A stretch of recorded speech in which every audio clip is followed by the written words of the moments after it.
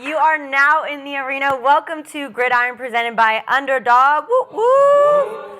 My name is Kinsey, and unfortunately last week I picked the Rams. I really thought I was onto something, and I told the team, if I'm right, I'm doing a walk-in. Everybody else has gotten a walk-in. I'm doing a backflip, and then the Rams lost for me. So I'm going to sit my humble ass on this couch and stop giving my opinion and just be the host. So I would like to introduce to my left one of the most prolific figures in the history of sports media and the man who has never lost a debate, Skip Bayless.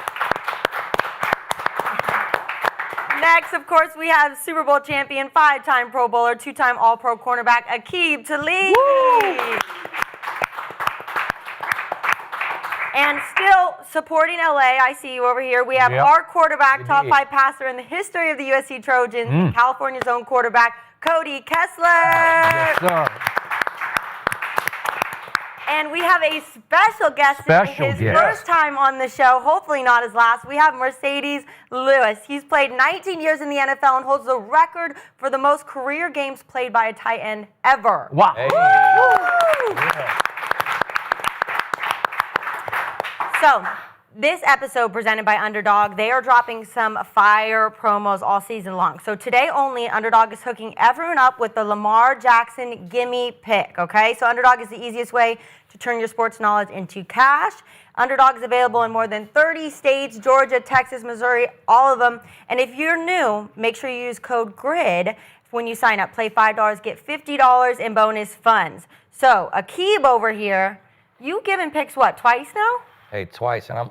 You guys, if you're riding with Aqib, he's with me, on baby. it. So I just want to give him a shout out. So if you guys want to stick around, he's going to give us some picks later today in the segment. And so far, he's been right. Hey, I better ride with me he's the guy to listen to. But we are coming off of a crazy Sunday football. I feel like it was the Sunday of blocked field goals. Crazy. And so we're going to be talking on the show. Baker Mayfield, the Cowboys, and the Packers lost. And, of course, the Eagles' insane comeback. So, first, though, I want to start with Baker Mayfield. Got to start with Baker. Right? Skip loves Baker. He's starting 3-0, and he said to the media, he loves to talk, that Wilkes cut him from the Panthers, and this game was personal. So now Baker, 2023 to 2025, he has more passing touchdowns than any quarterback in the league. Yep. So, Skip, you love him. Is Baker proving he's the clutchest quarterback in football? Here we go. Skip was waiting for this. You love it. He loves it. Right before your very eyes, he is becoming the clutchest quarterback in all of football. There is no, I'm going to repeat what I said last time, nobody playing quarterback right now who I'd rather have the ball in his hands in a late and close game for my life, than Baker Mayfield. He did it for the third time out of 3 games, another miraculous finish, and he still doesn't get the credit for it because I do hear on this show references to Baker fucking Mayfield. You know, that's what I get from you guys about him. Even though he won the Heisman Trophy and he was the first overall pick, it was seen as a fluky pick. He's been written off as a bust. People don't like him. They don't like his attitude. Even his GM called him a 10 on the prick scale, a 1 to 10. And there's something about Baker, the way he carries himself, that he's still looked at as the 2-time walk-on. He walked on at Texas Tech and he walked on at Oklahoma. So he's still a walk-on who's fooling the National Football League according to everybody else. All I see is at Atlanta against a division rival that everybody picked to win this division. Everybody said it's going to be the most explosive offense. Penix, who's now under some fire there, a little bit on the hot seat. But opening game at Atlanta, 59 seconds left. Baker goes 25 yards to his rookie from Ohio State, Ibuka, to win it 23-20. And then at Houston, we saw the game on Monday night. It's 4th and 10 from the 33. They're in huge trouble, and he slips up the middle, escapes the rush, and runs it for 15 yards to save the game, and then he goes and wins the game by completing his last 6 passes in a row. Then yesterday against the Jets, think about the degree of difficulty here. They're up 23-6 going to the fourth quarter because they're better than the Jets. But the defense just collapses in the fourth quarter. Special teams collapse in the fourth quarter. They give up 21 to the freaking Jets at home. Mm-hmm. And Baker is without Mike Evans, who once again, how many times has he pulled his hamstring in his career? It's like he's a hamstring waiting to pull. Well, he's done it again. He'll probably be gone for 4 weeks. They don't have Godwin back. Ibuka was hobbled yesterday. He's got a groin pull. And both the tackles are out. So it's hard to protect Baker from the Jets pass rush because Quinn he's pretty serious. He was all over Baker the whole game. And here came Baker late in that game, and he goes twice to Ibuka, and the second one was beautiful. Both were beautiful throws, but he caught the first one. The second one, but he got both his feet down, and they didn't overturn the ref on the field's call. But the point was, he sets him up, and that was late because what had happened just before that, he had run 33 yards to set up another field goal that would have iced it, and they get it blocked and returned for a touchdown. So it required him to save the day once again, to go 80 yards once again late, and he did it late again. And then I love it. He'll just step up to the mic after the game and say, it was personal. I wanted to get Wilkes because Wilkes cut me in Carolina. Well, he did. And I wanted to do it for Todd because the Jets once fired Todd Bowles. So I'm going to do it for him. I'm going to do it for Hassan Reddick, who was in a big contract clash with the Jets last year, and they basically said goodbye. I just, that team will die for him because he will die for that team. So biggest moments, just watch Baker shake and bake because he's going to do it, and I trust him a little more than I trust anybody, including Mahomes or Josh Allen right now. Yeah, go Aqib. And I'm with you on that, Skip. I know you're getting a little fired up at the beginning. I'm a Baker believer. I'm on the Baker bandwagon. I really am. Now, I know you said Mahomes and Allen. I think Matthew Stafford is still the clutchest quarterback in the NFL right now. He had a rough second half yesterday. He did, but he put him in a chance to win that game. That game-winning drive, he had a chance, and we'll talk about it later, but he gave him a chance to win. But Baker Mayfield has been the clutchest quarterback this year in the NFL. That's 3 weeks of football. That's 3 Baker Mayfield game-winning drives. And it's been very impressive with the game on the line, not only the intangibles, but the mindset that he has. He has that killer instinct, and not everybody has that. Yep. You're not born with that. No. You have to build that up over time. And how do you get there? You go through adversity. You go through tough times, and there's two types of people. When you go through adversity, some people crack, and they crumble, and they can't handle it, and the lights get too bright. The other side of that is people who go through adversity, they get better because of it. And that's exactly who Baker is. You mentioned him. He's a walk-on, #1 overall pick, goes to Cleveland, gets written off, almost out of the league, and then turns everything around in Tampa Bay. So the first 2 game-winning drives for me against Atlanta and then last week as well, those were impressive, right? Those were great to see. But this one for me by far was the best. And you kind of laid the stage there. It's 23-6. And you're feeling good about yourself, and on the sideline you're thinking, okay, we're still locked in, but this game's out of reach. We're playing the Jets. Yep. Then you stall out. The Jets come back, and then they make it 26-20. You go down 6 plays, 40 yards. You have a field goal. As a quarterback, if I'm walking off that field after leading that drive, we're going to kick this field goal, go up 29-20. The game's over. It's over. 2 minutes left to go. Not checking out, but you're thinking, all right, I did my job. Yep. You have to go from that then immediately to I have to go out there and put a drive together to win this game, or else we're going to lose. That to be able to flip that mindset and to turn into, a game-winning player, a quarterback that can go out and get the job done, that is so difficult to do. And then he comes out, drops a dime to Ibuka on the sideline on that corner route. Drops the second one. I'm glad you brought that up. I still think that might have been a catch. I think if that was called a catch on the field, it might have stood. The fact that they called it incompletion and said that he didn't catch it is why they couldn't overturn it. But the third one, and this is something as a quarterback to where it gets overlooked unless you really know what's going on in the play. It may have looked like a simple screen pass to Sterling Shepard to pick up some yards to put the game away, but they had a play call on, and Baker Mayfield changed it at the line. They were in a bunch formation, 3-by-1. He's going to motion K-Dot over, and they're under 15 seconds. For those of you who don't know, that play call or that headset cuts off at 15 seconds. So this was all Baker Mayfield.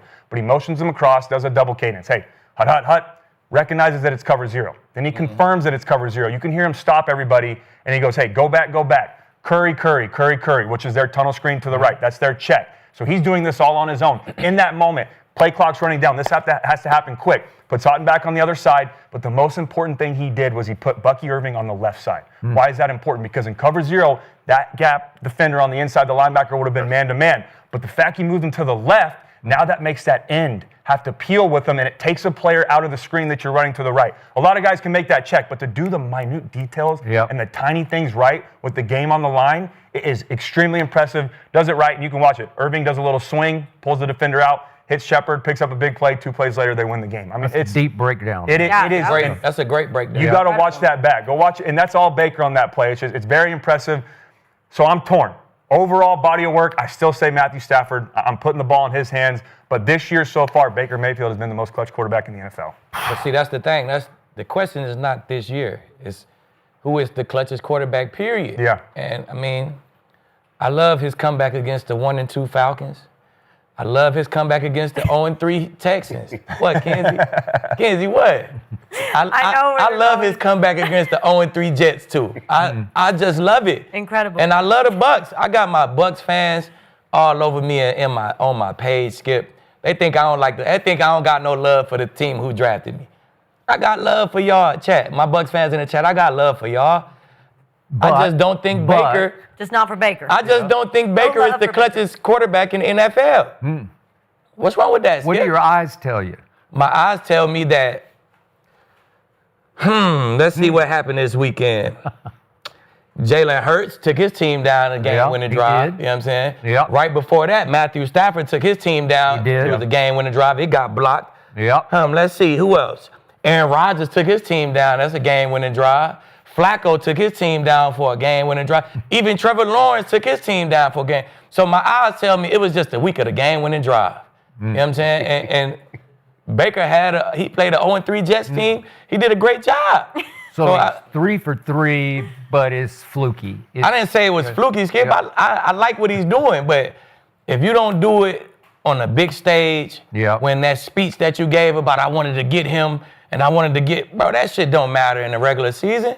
I bet you did want to get somebody in the playoffs, and then you would get a lot of guys to really believe in you. All right. You'll get a lot more followers if you do it on a real stage. So regular season is one thing. The playoffs is another thing, so... Even Mac Jones did it. Mac Jones did it, right? I mean, it was just the week that every quarterback in the league had to come back. A game-winning drive. It was the week of the block kick and the week of the game-winning drive. Block kicks were wild. I mean, it is what it is. Let's discredit Baker Mayfield. No, we not discrediting them, Skip. It was just the week of it. You know, it was for everybody this week. You're not, but just for clarity, you're not saying Mac Jones is more clutch than Baker Mayfield right there. I'm not saying Flacco, Mac Jones...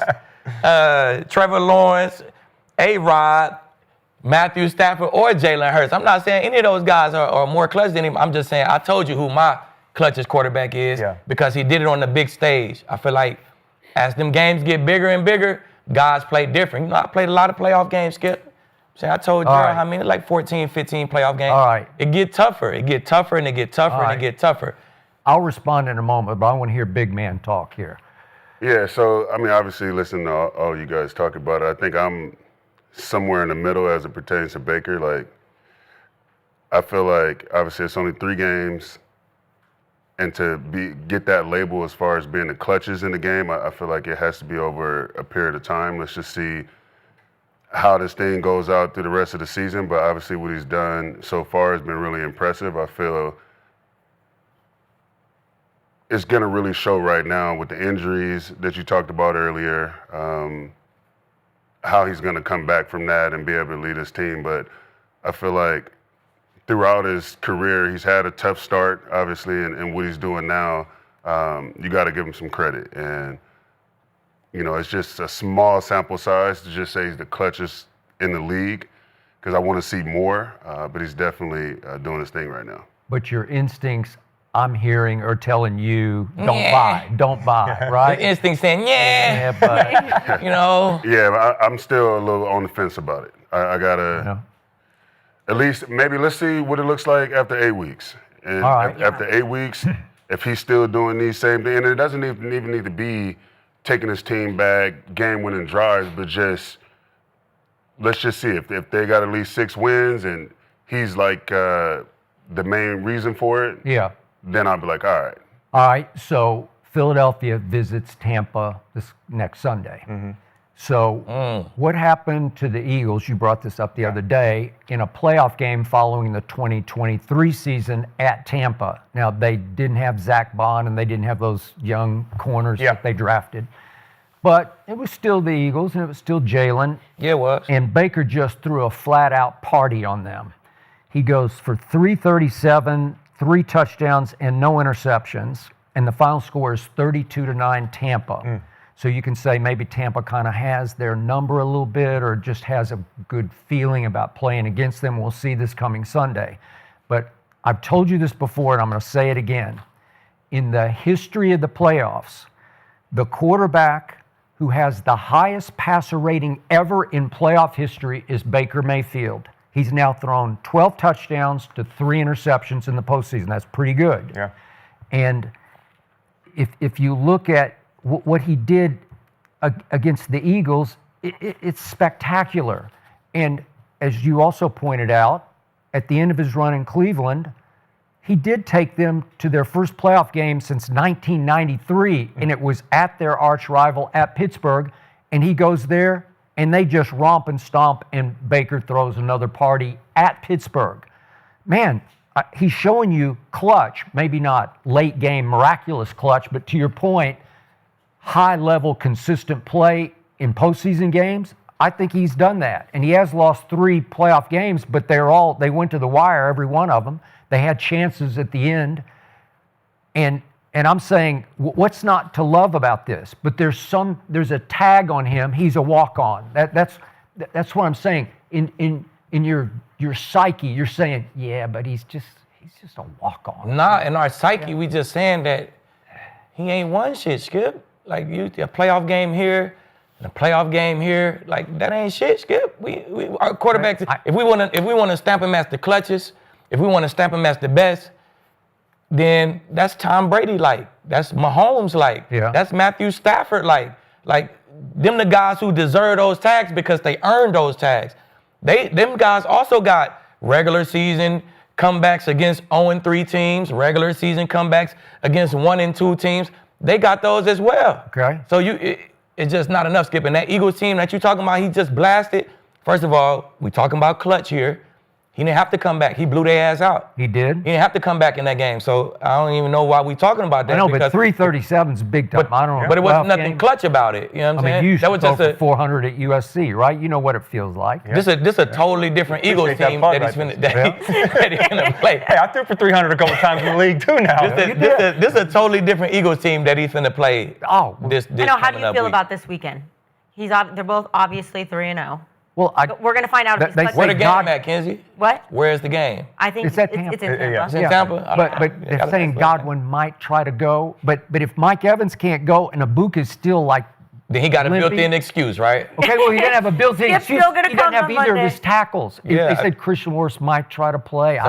He the underdog again. Okay. Underdog Baker. Hey, All right. underdog. I'll say this, though. I think the fact that he's a walk-on, I don't see that as a negative. I think everyone sees that as a positive. That tells me that he's a guy that can go through some adversity. They don't. I don't even know.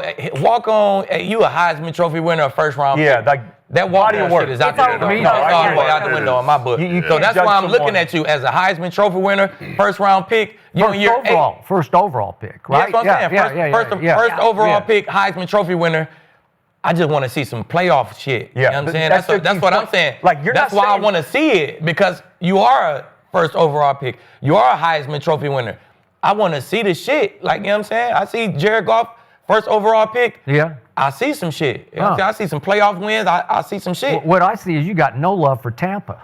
Right? Tampa, I got a bone to pick with Tampa, though. Yeah, I got a bone to pick with Tampa. There it is. Because? Tampa recently dropped the top 50 players Tampa Bay history. Oh, this is You didn't make it. I wasn't on that top 50 here it is. The fuck?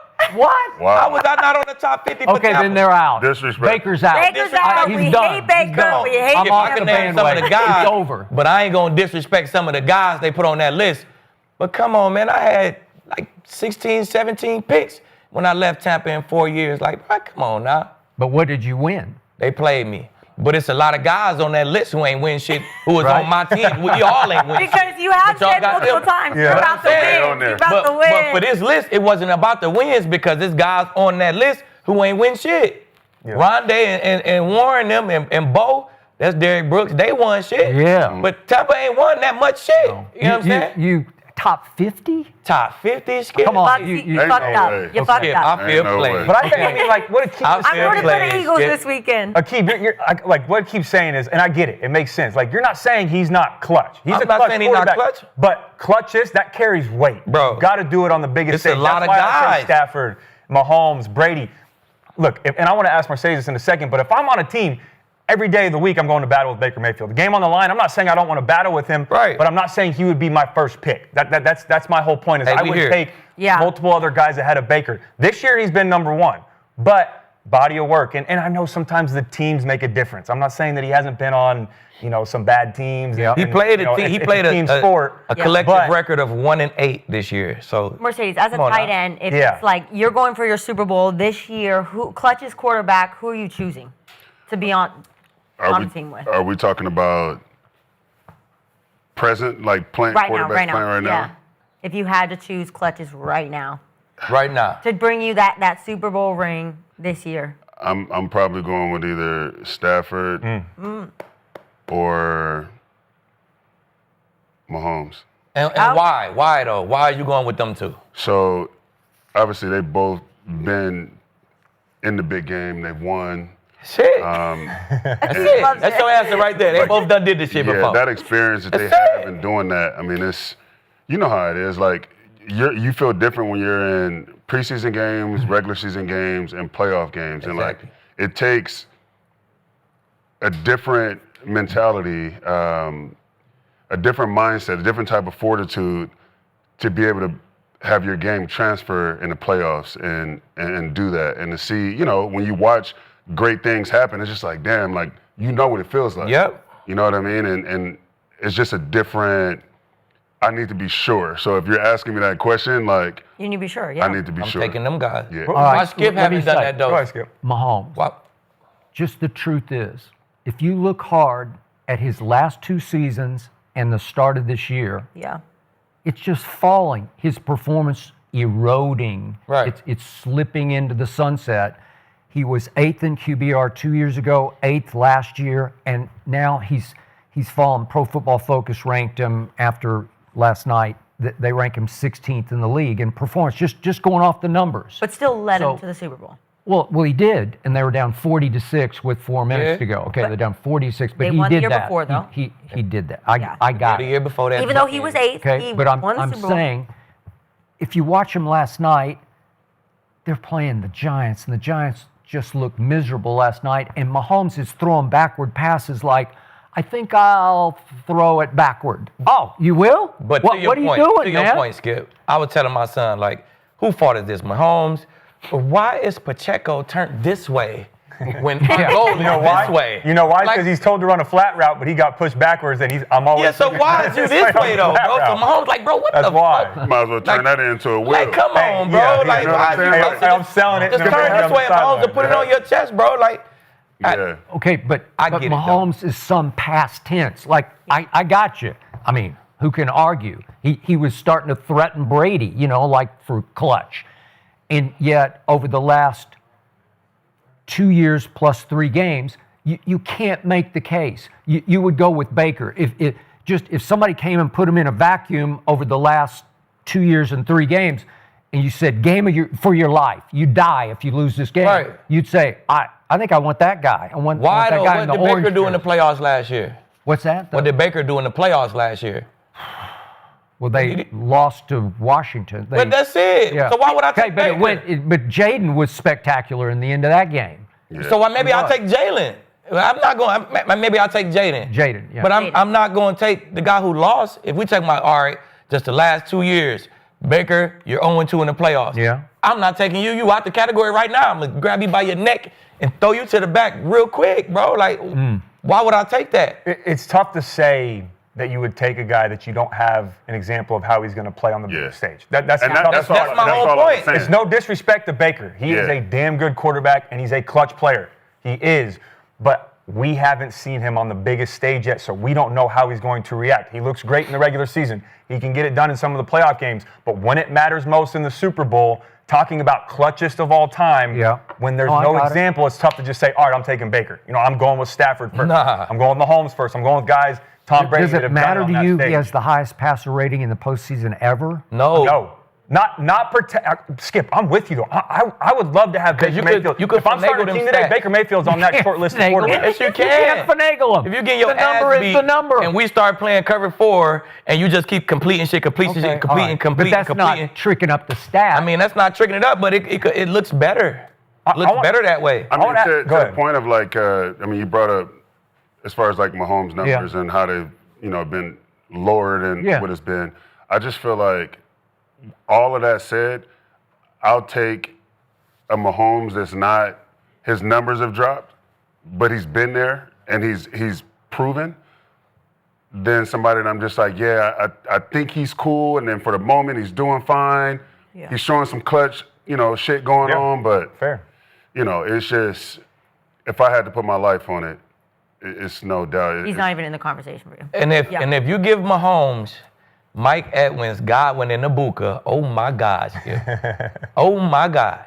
If you give Mahomes them 3 receivers, come on, Skip. Well, 2 of them can't run right now, so that would be the problem, right? Yeah, that's a tough. Well, let's. All right, so real quick, just to close this case. Yeah. I know he's just a rookie receiver, but he's a smart kid from Ohio State, is Ibuka. Yeah. And I love what he's made of. Really good because he's tough and he's got great hands and he runs catches. Great routes. He is where he is supposed to be on a dime every time. That's why Baker loves going to him, because he knows how to play the position. So he said last night after the game, I'm going to read you a quick quote, because this is Baker's intangibles, and I believe if you were in his locker room, you would feel the same way about him. So Ibuka says, he's a natural-born leader, someone who is willing to die on the field before giving up or shutting down.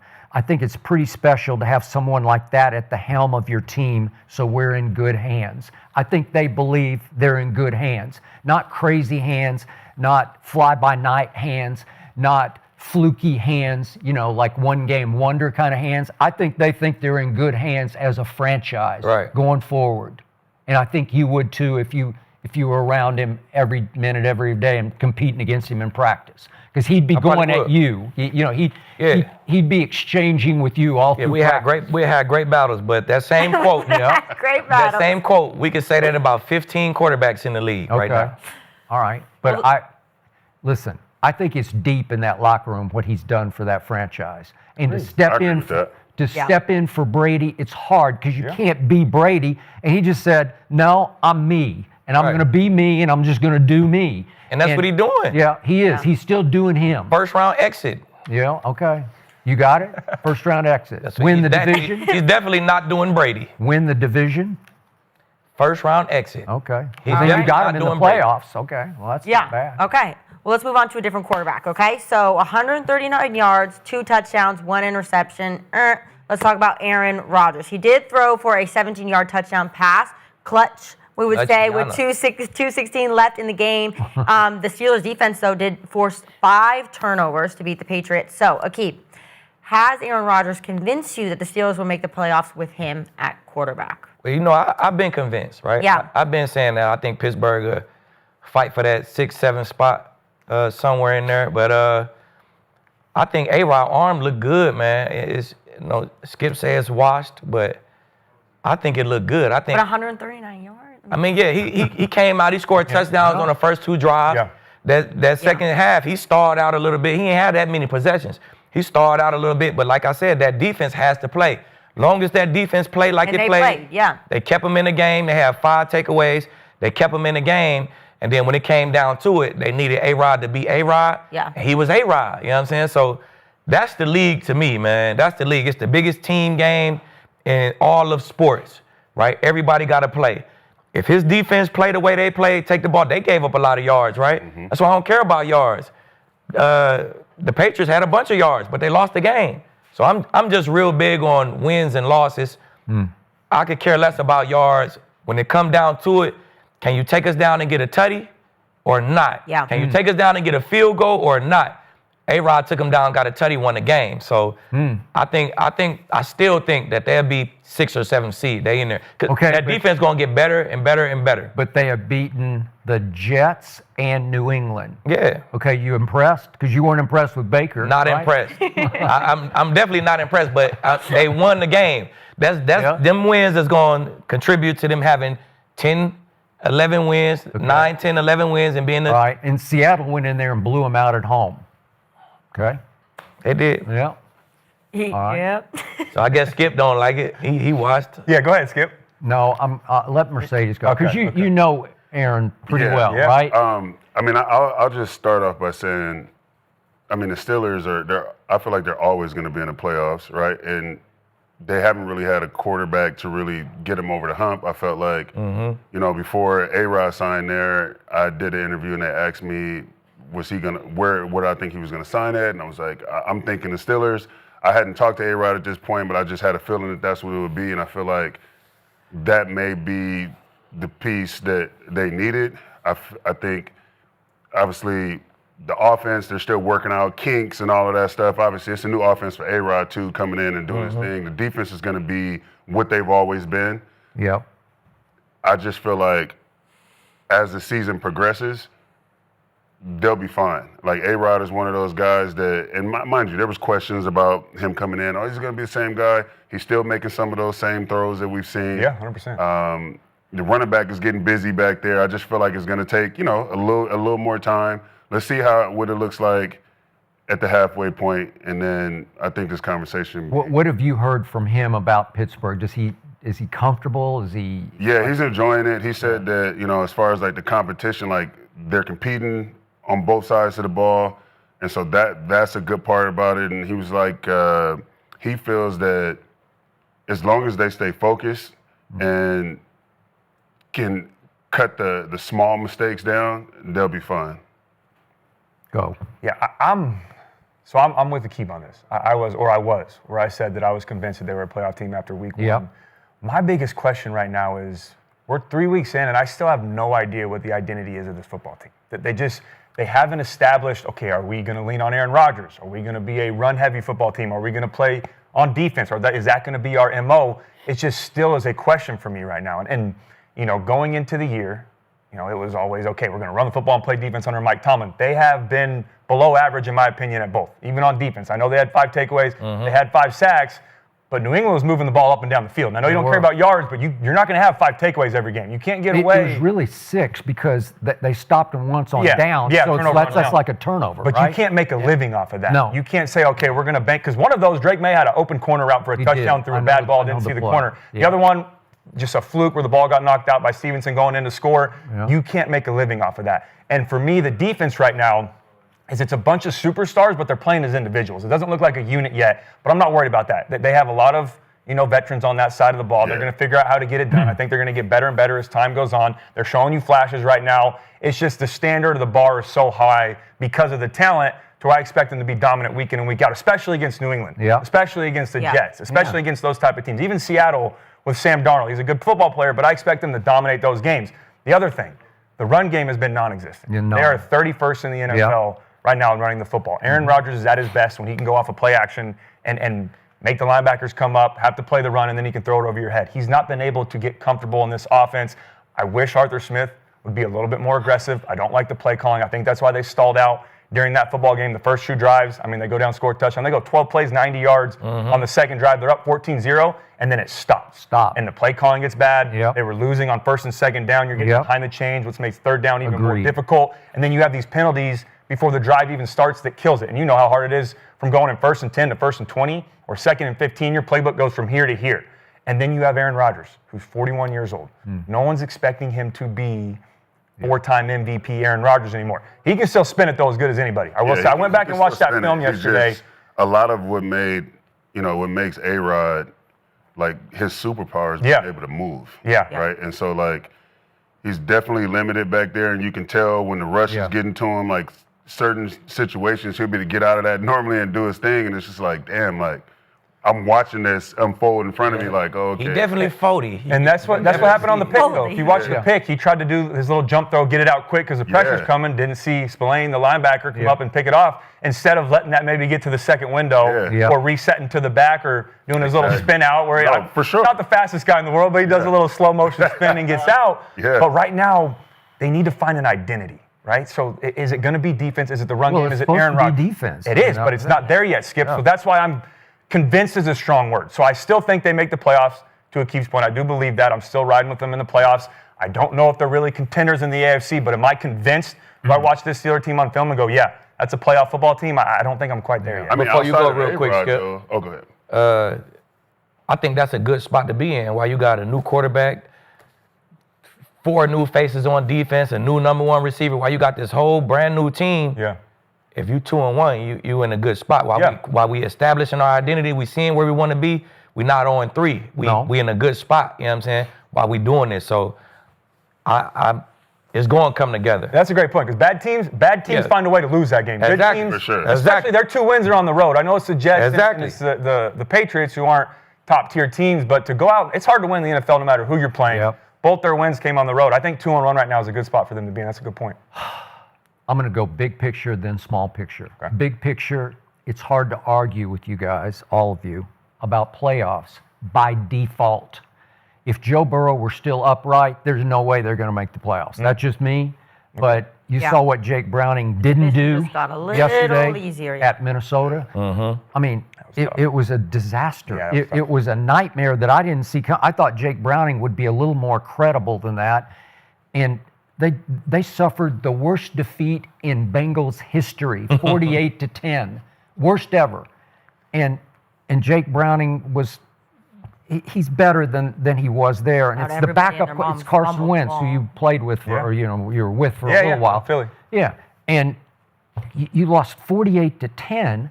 So I'm saying just by default, I'm looking at the whole AFC. There are only 6 teams. This is weird. It's early, but there are only 6 teams above 500 in the AFC right now. So they've gotten the whole conference has gotten off to a little bit of a slow start. But if there's no Joe Burrow and Jake Browning, they were 2-0. Now they're 2-1. And I look at their schedule upcoming. They're at Denver, then Detroit, then at Green Bay, and then the Steelers on Thursday night. They're going to be 2-5, and they're going to be cooked. They're going to be out of it and waiting till next year. And so there's no way Joe's going to get back in time to save that. Yeah. So And the Steelers I don't give have you, the Steelers do play what is called the 5th toughest remaining schedule, but I look at it and 2 of them are against Cincinnati. Well, that kind of dilutes it, doesn't it? Doesn't it water it down? Yeah. The tough, No. the next 3 games: Vikings, Browns, Steelers, Bengals. yeah. Hey, that Browns defense, though. You'll be okay. Yeah, Browns Browns defense is defense true. is It's looking really good. They're getting after it. No, that's fair point, Skip. All right, so now to yesterday. The game-winning touchdown pass came with 2:16 left. I'm going to give it up because that was a dot. That was a rope. That was vintage Aaron bleeping Rodgers because he threw it just on a line. It was a gunshot. Boom. And it kind of took my breath away because I don't see that regularly from him now. Does he have the nuclear capability somewhere in that arm? Yes, he does. So I'm going to give you that much. But then you step back and look at it and you say, well, wait a second. They had 203 total yards. Aqib says, well, I don't care about yards. But this is glaring because you're playing a not very good team and you wind up with 203 and they wind up with 369 in yards. Now, it doesn't impact the scoreboard because you won 21-14. But 203 is pathetic. And now Aaron, through 3 games, is a career low 195 yards a game because he ain't that dude anymore. He can't do that. So, I call him, to use LeBron's favorite word, washed, in that he can't move, which was his superpower, because he used to be a killer with his legs. I mean, he would rip your heart out with his legs more than his arms. I don't know how many times I was rooting for Dallas against Green Bay, and Aaron would just get loose, and I'd be like, damn. It's when you're DB and you're playing man and you're covering, and you look around and 12's running for 20 yards, and you're like, God, because he used to be capable and he's not capable. And if you're going to be that team, if you're going to be like you talk about Tampa, one and done, well, if Pittsburgh does back into this, they're going to be one and done. They're going nowhere. because he doesn't have the stomach for standing in there. You gotta, it's a hard game, man, as you well know. You have to have the guts, the balls, just the stomach to stand in and take the shot in the face. Baker will take them all day and all night because that's who he is and what he does. I can't let it go, but I'm just showing you that's the difference. That's why Tampa's saying, we got him. You know, we're going to die for him because he's going to die for us. But Aaron ain't going to die for anybody now because he's just trying to get through age 41. But Aaron at 41 is older than Tom was at 45, if that makes in football years. He just doesn't look like Tom. Still looked pretty good to me at 45, even though they cashed out into the sunset against Dallas in that playoff game. They got romped in their building. You know, it was 31-14 Dallas in his last playoff game. But Aaron, like Pro Football Focus ranked him 24th going into yesterday. So that's kind of who he is. And I can't get over the fact that last year with the Jets, they went and got Devontae for him, and they have Garrett Wilson. So help me out. Those are like 2 top 10 receivers. And the defense last year in New York, you hate yards, but they finished 3rd in the league in yards allowed. Well, so that should be 2 + 2 = what?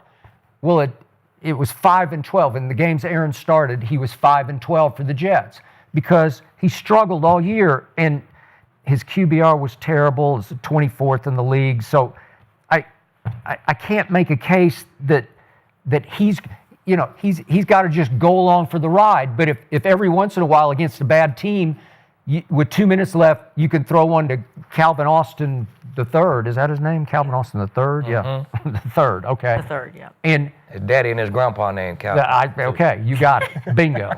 But I was going to ask Mercedes about this because even in the loss to Seattle at home, Aaron he can be hard to play with. And I've heard this from you played with him for a while, and I know Greg Jennings very well and several of the receivers who have played with him. And they get worn out from Aaron because he will show you up on the field like he'll do some exaggerated, like, come on, man, like you're supposed to do, you're supposed to be there. And on the play, you thought, I don't know if Calvin Austin was in the wrong place at the wrong time, the end zone throw that got picked against Seattle, because you got 2 receivers within like a yard of each other in the end zone. I don't know whose fault it was, but Aaron's, back there saying, because it's blame deflection. Like, don't blame me, they screwed that up. And most receivers, speak for yourself, but most receivers just don't love that. And Aaron's had a history of that. So he was already starting with the Pittsburgh receivers, and I'm like, this is going to go nowhere slowly. So go. Yeah, so I have 2 points. I'll speak to the A-Rod point first. Obviously, I got there at the tail end of my pass catching prime, and so we connected more on the leadership aspect is where we became really close, obviously, and how we come to work. And as you know, and you know how it is when your value is based on like how you come to work, right? Like, obviously, what you do on the field, we're all here to do a job. But like how you show up, are you like leading from the front and by example? Are you bringing the young guys along? Are you showing them how to be a pro, right? Like, and that can look different depending on your position. And so me and A-Rod kind of connected on that a little bit. There were times where he would defer to me to kind of get the guys where we needed to go. If I'm breaking the guys down or having a talk with them, sometimes we'll do like player-led meetings where I'll get in front and like kind of do the whole thing or whatever. And, we just kind of built from there. And as far as like the other side of it, there was a when I was in Jacksonville, we had just drafted Blaine Gabbert, and this was my 6th year. It was right after my second contract when I just signed. I got franchise tag, signed a contract, and I had David Garrard, who I love, just a really good dude, and at his best, probably a B quarterback, right? Like it just was what it was. But you know what you were going to get. He was always going to bring that every day. Blaine Gabbert was like the new shiny toy, strong arm, you know. And we had a situation where it was like Monday Night Football. I forget who he was playing, and I ran a route, and in practice, you know how it is. Like I'm going to be where I'm going to be, and you know that. We've built that rapport in practice, and then in the game, I'm coming back down my stem. He throws it more to the outside. The ball almost gets picked. I'm diving for it. And mind you, he's a rookie. He's like showing me up. And this is my 6th or 7th year maybe. Yeah. Bruh, he's doing this and finger pointing. And mind you, like in my whole inner being, I wanted to like go off on the field, but I didn't. I waited till we got to the sideline. I went up to him. I whispered in his ear, I say, man, don't ever do that again. Don't disrespect me like that. I bust my ass out here. And pretty much left it at that. We were good after that point, but it was like, to your point, we do not like that. This is a grown man's game.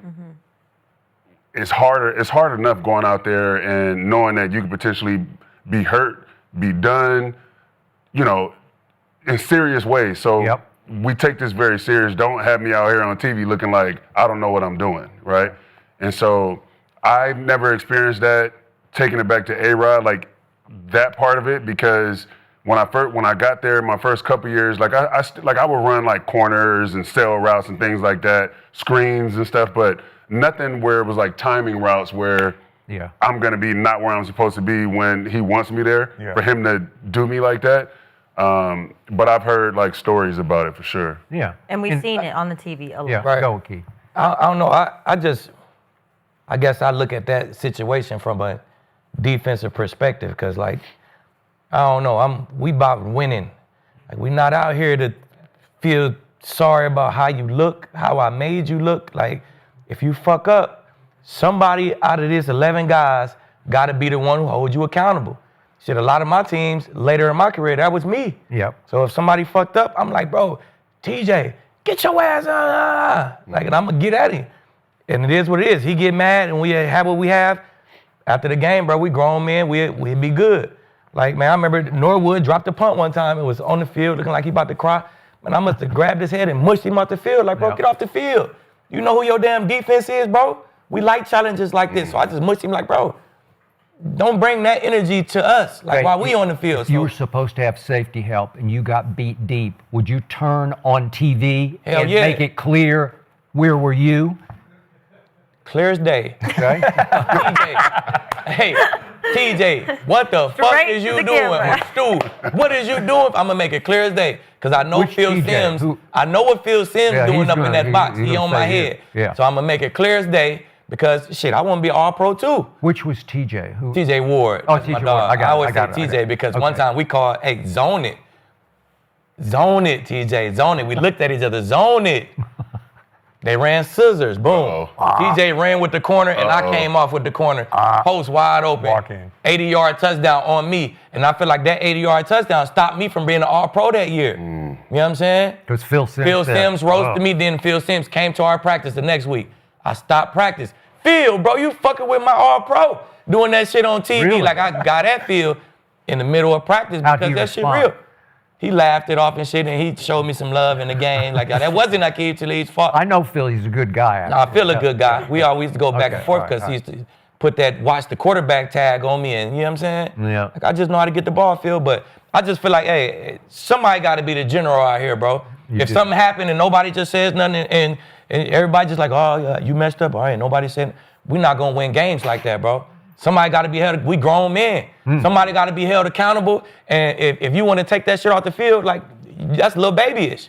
This on the field, we got one job to do while we out here, that's win the game.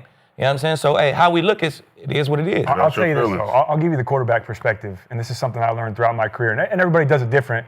I would have loved to play with Aqib, by the way. I feel like those practices would have been awesome. But you need that on defense. As a quarterback, you have to know how guys take coaching, how guys take criticism, right? If I'm going out there, how to get the most out of your guys. You have to learn that as a quarterback. If I go out there and I'm just mother effing everybody saying, man, what are you doing? You suck, you're terrible, you dropped the ball, you run the wrong route. Not everybody's going to respond to that. Like, I mean, they just disagreed on that. He responds well, he responds well. You got to know that. Yeah, like I would take that coaching fine. I need it with Sark when I was at USC. Like I'd say, get on my ass. Like if I'm, hold me accountable. And he would. Absolutely. And we would get into it in games and we would get into it in practice. And I love that. But at the same time, I can't talk to everybody else that way. If I'm talking to a freshman receiver that runs a post and I'm showing him up and big time him, he's going to regress. He's not going to be able to take coaching. He's going to get worse. He's going to look inward and he's going to struggle. I would pull him aside. after the play and say, hey, man, you got to, you went 15, I need you to go 16, whatever it may be. But then I could go back and look at one of the veterans or even a rookie or a guy that has a different mindset. They run the wrong route, and I'm on the field like, hey, what the hell are you doing, man? Like, they take coaching that way. They like that criticism. You just got to know how to get the most out of your guys and how to get the most out of your teams. At least as a quarterback. On defense, maybe not. Maybe you can be a little bit more upfront. I played with Tom, and Tom don't play like that. If it's practice, if it's the game, if you fucked up, Tom gonna get on your ass. Okay. Simple as that. I played with Peyton. In practice or the game, if you fucking up, Peyton is gonna get on your ass. Yeah. So them two very successful quarterbacks. Okay, but I never saw Tom show somebody up on TV with a big gesture like, what are you doing? He'd wait, he'd go over to the sideline, and then he'd chew your ass out on the bench. And it wasn't as blatant, and it didn't put the receiver on stage as much, because you're thinking, I'm on national TV, whatever. It's a big stage, and you just, I can feel for you, you just burn inside. Like you said, it took all your willpower not to lash back at Blaine Gabbert. Yeah. And don't get me wrong, Skip, like, as far as like being coached, oh, absolutely. Yeah. Coach me. Yeah, but you don't need that, is what your point is. Like, yeah, I'm grown. Yeah, bro. Like, this is not. I'm not out here. If you've played alongside me, or not even playing football, if you've been in a room with me, like, I'm very like, you don't need to do that. You're gonna get the most out of me by being a good person. Yeah. You know what I mean? And if you're my quarterback and we're on you know how we are, we know how we work, we're in practice. Yeah. Why do something different during the game?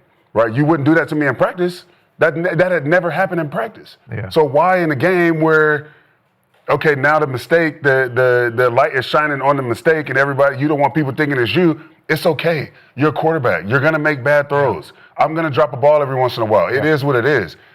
Don't disrespect me. It becomes like now just like man to man. Like if we don't have like that type of rapport, like if it's in a tight end room and let's say like, one of the tight ends do something that like they shouldn't be doing or whatever. Yeah, I'll get on my tight end, but I'm not gonna be like, Blaine, what the you doing? You should have threw it here. I'm just not gonna do that. Yeah. And so and I respect it, or I expect it to be the same way. Greg Jennings was before your time in Green Bay, but I know him well, and he's a good man with a good heart, strong football backbone, hard worker, and he'll tell you stories. There were times with Aaron. And remember, he caught the post route from Aaron that broke open the one Super Bowl they won 17 years ago. Yeah. But Greg will tell you there were times when you're just like, damn, just give me a break on television. Don't do it to me. Don't show me up on television. That's all. But your dynamic's different in the secondary. It's that's what I said. I look at it from a defensive perspective. Yeah. So, hey, the stakes are higher. They are. Get the shit done, man. Get the shit done. The Cowboys yesterday should have had fist fights in the secondary. Right? Yeah. Seriously. Well, to your point, we missed a route that's an incompletion. You get called out for that, that's 6 points. And that's momentum changing. And that messes up your person or your reputation. Yeah. Well, on to the Cowboys. So the chat does say 65% of the chat thinks the Steelers are going to make the playoffs. Okay. So we'll see about that. But I do want to talk about your Cowboys.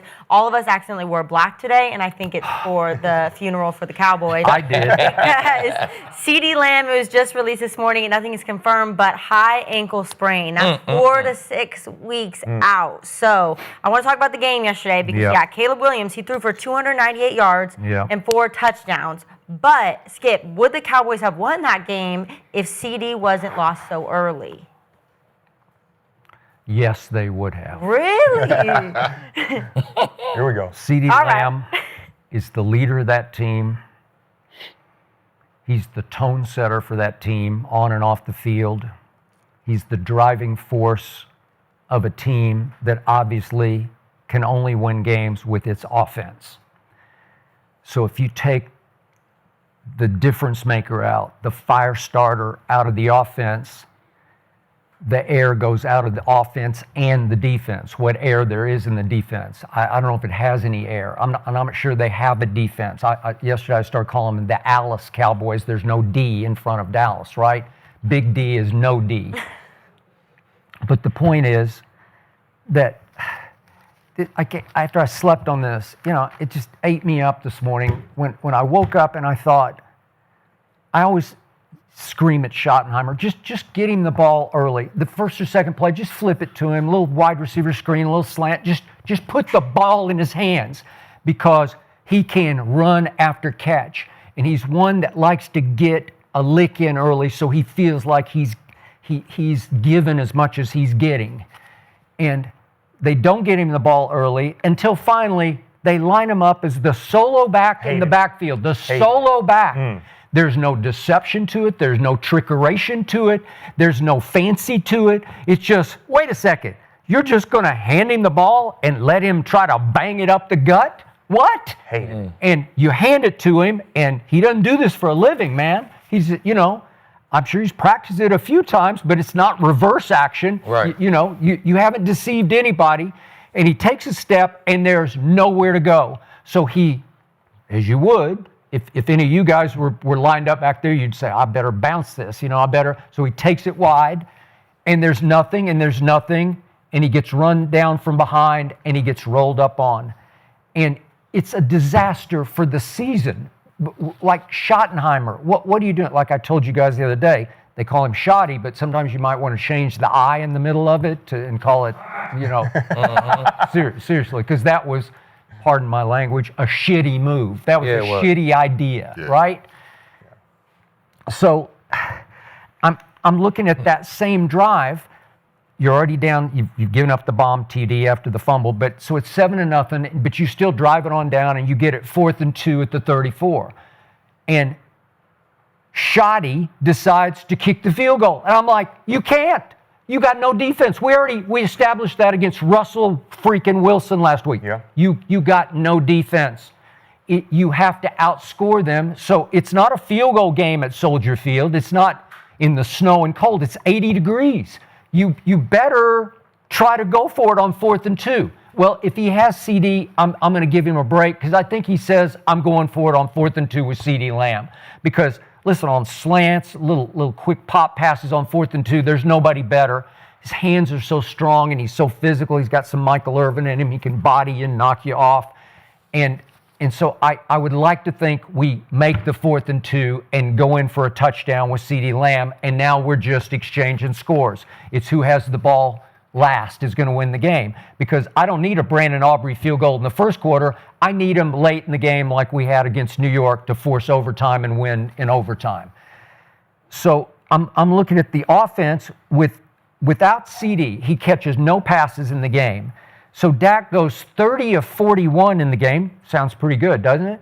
But yards per completion are 6.3. That's Aaron Rodgers territory because that is Dink and Dak. Yeah. So we just degenerate into Dink and Dak and Dink and more Dak. And I'm saying, what are you doing? He throws 14 balls to the tight end who scares nobody. And I like Jake Ferguson, but I don't love him.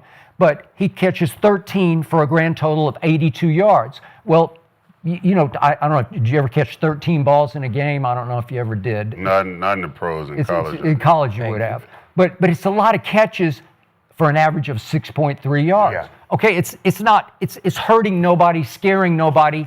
It's impacting nobody on the defense. Okay, you can have that, you can have that. Especially when they were doing on 3rd and 12. Exactly. And so I'm looking at Dak and the offense with no CD. They go 3 of 11 on 3rd down against a team that had just given up 51 points at Detroit. Help me out.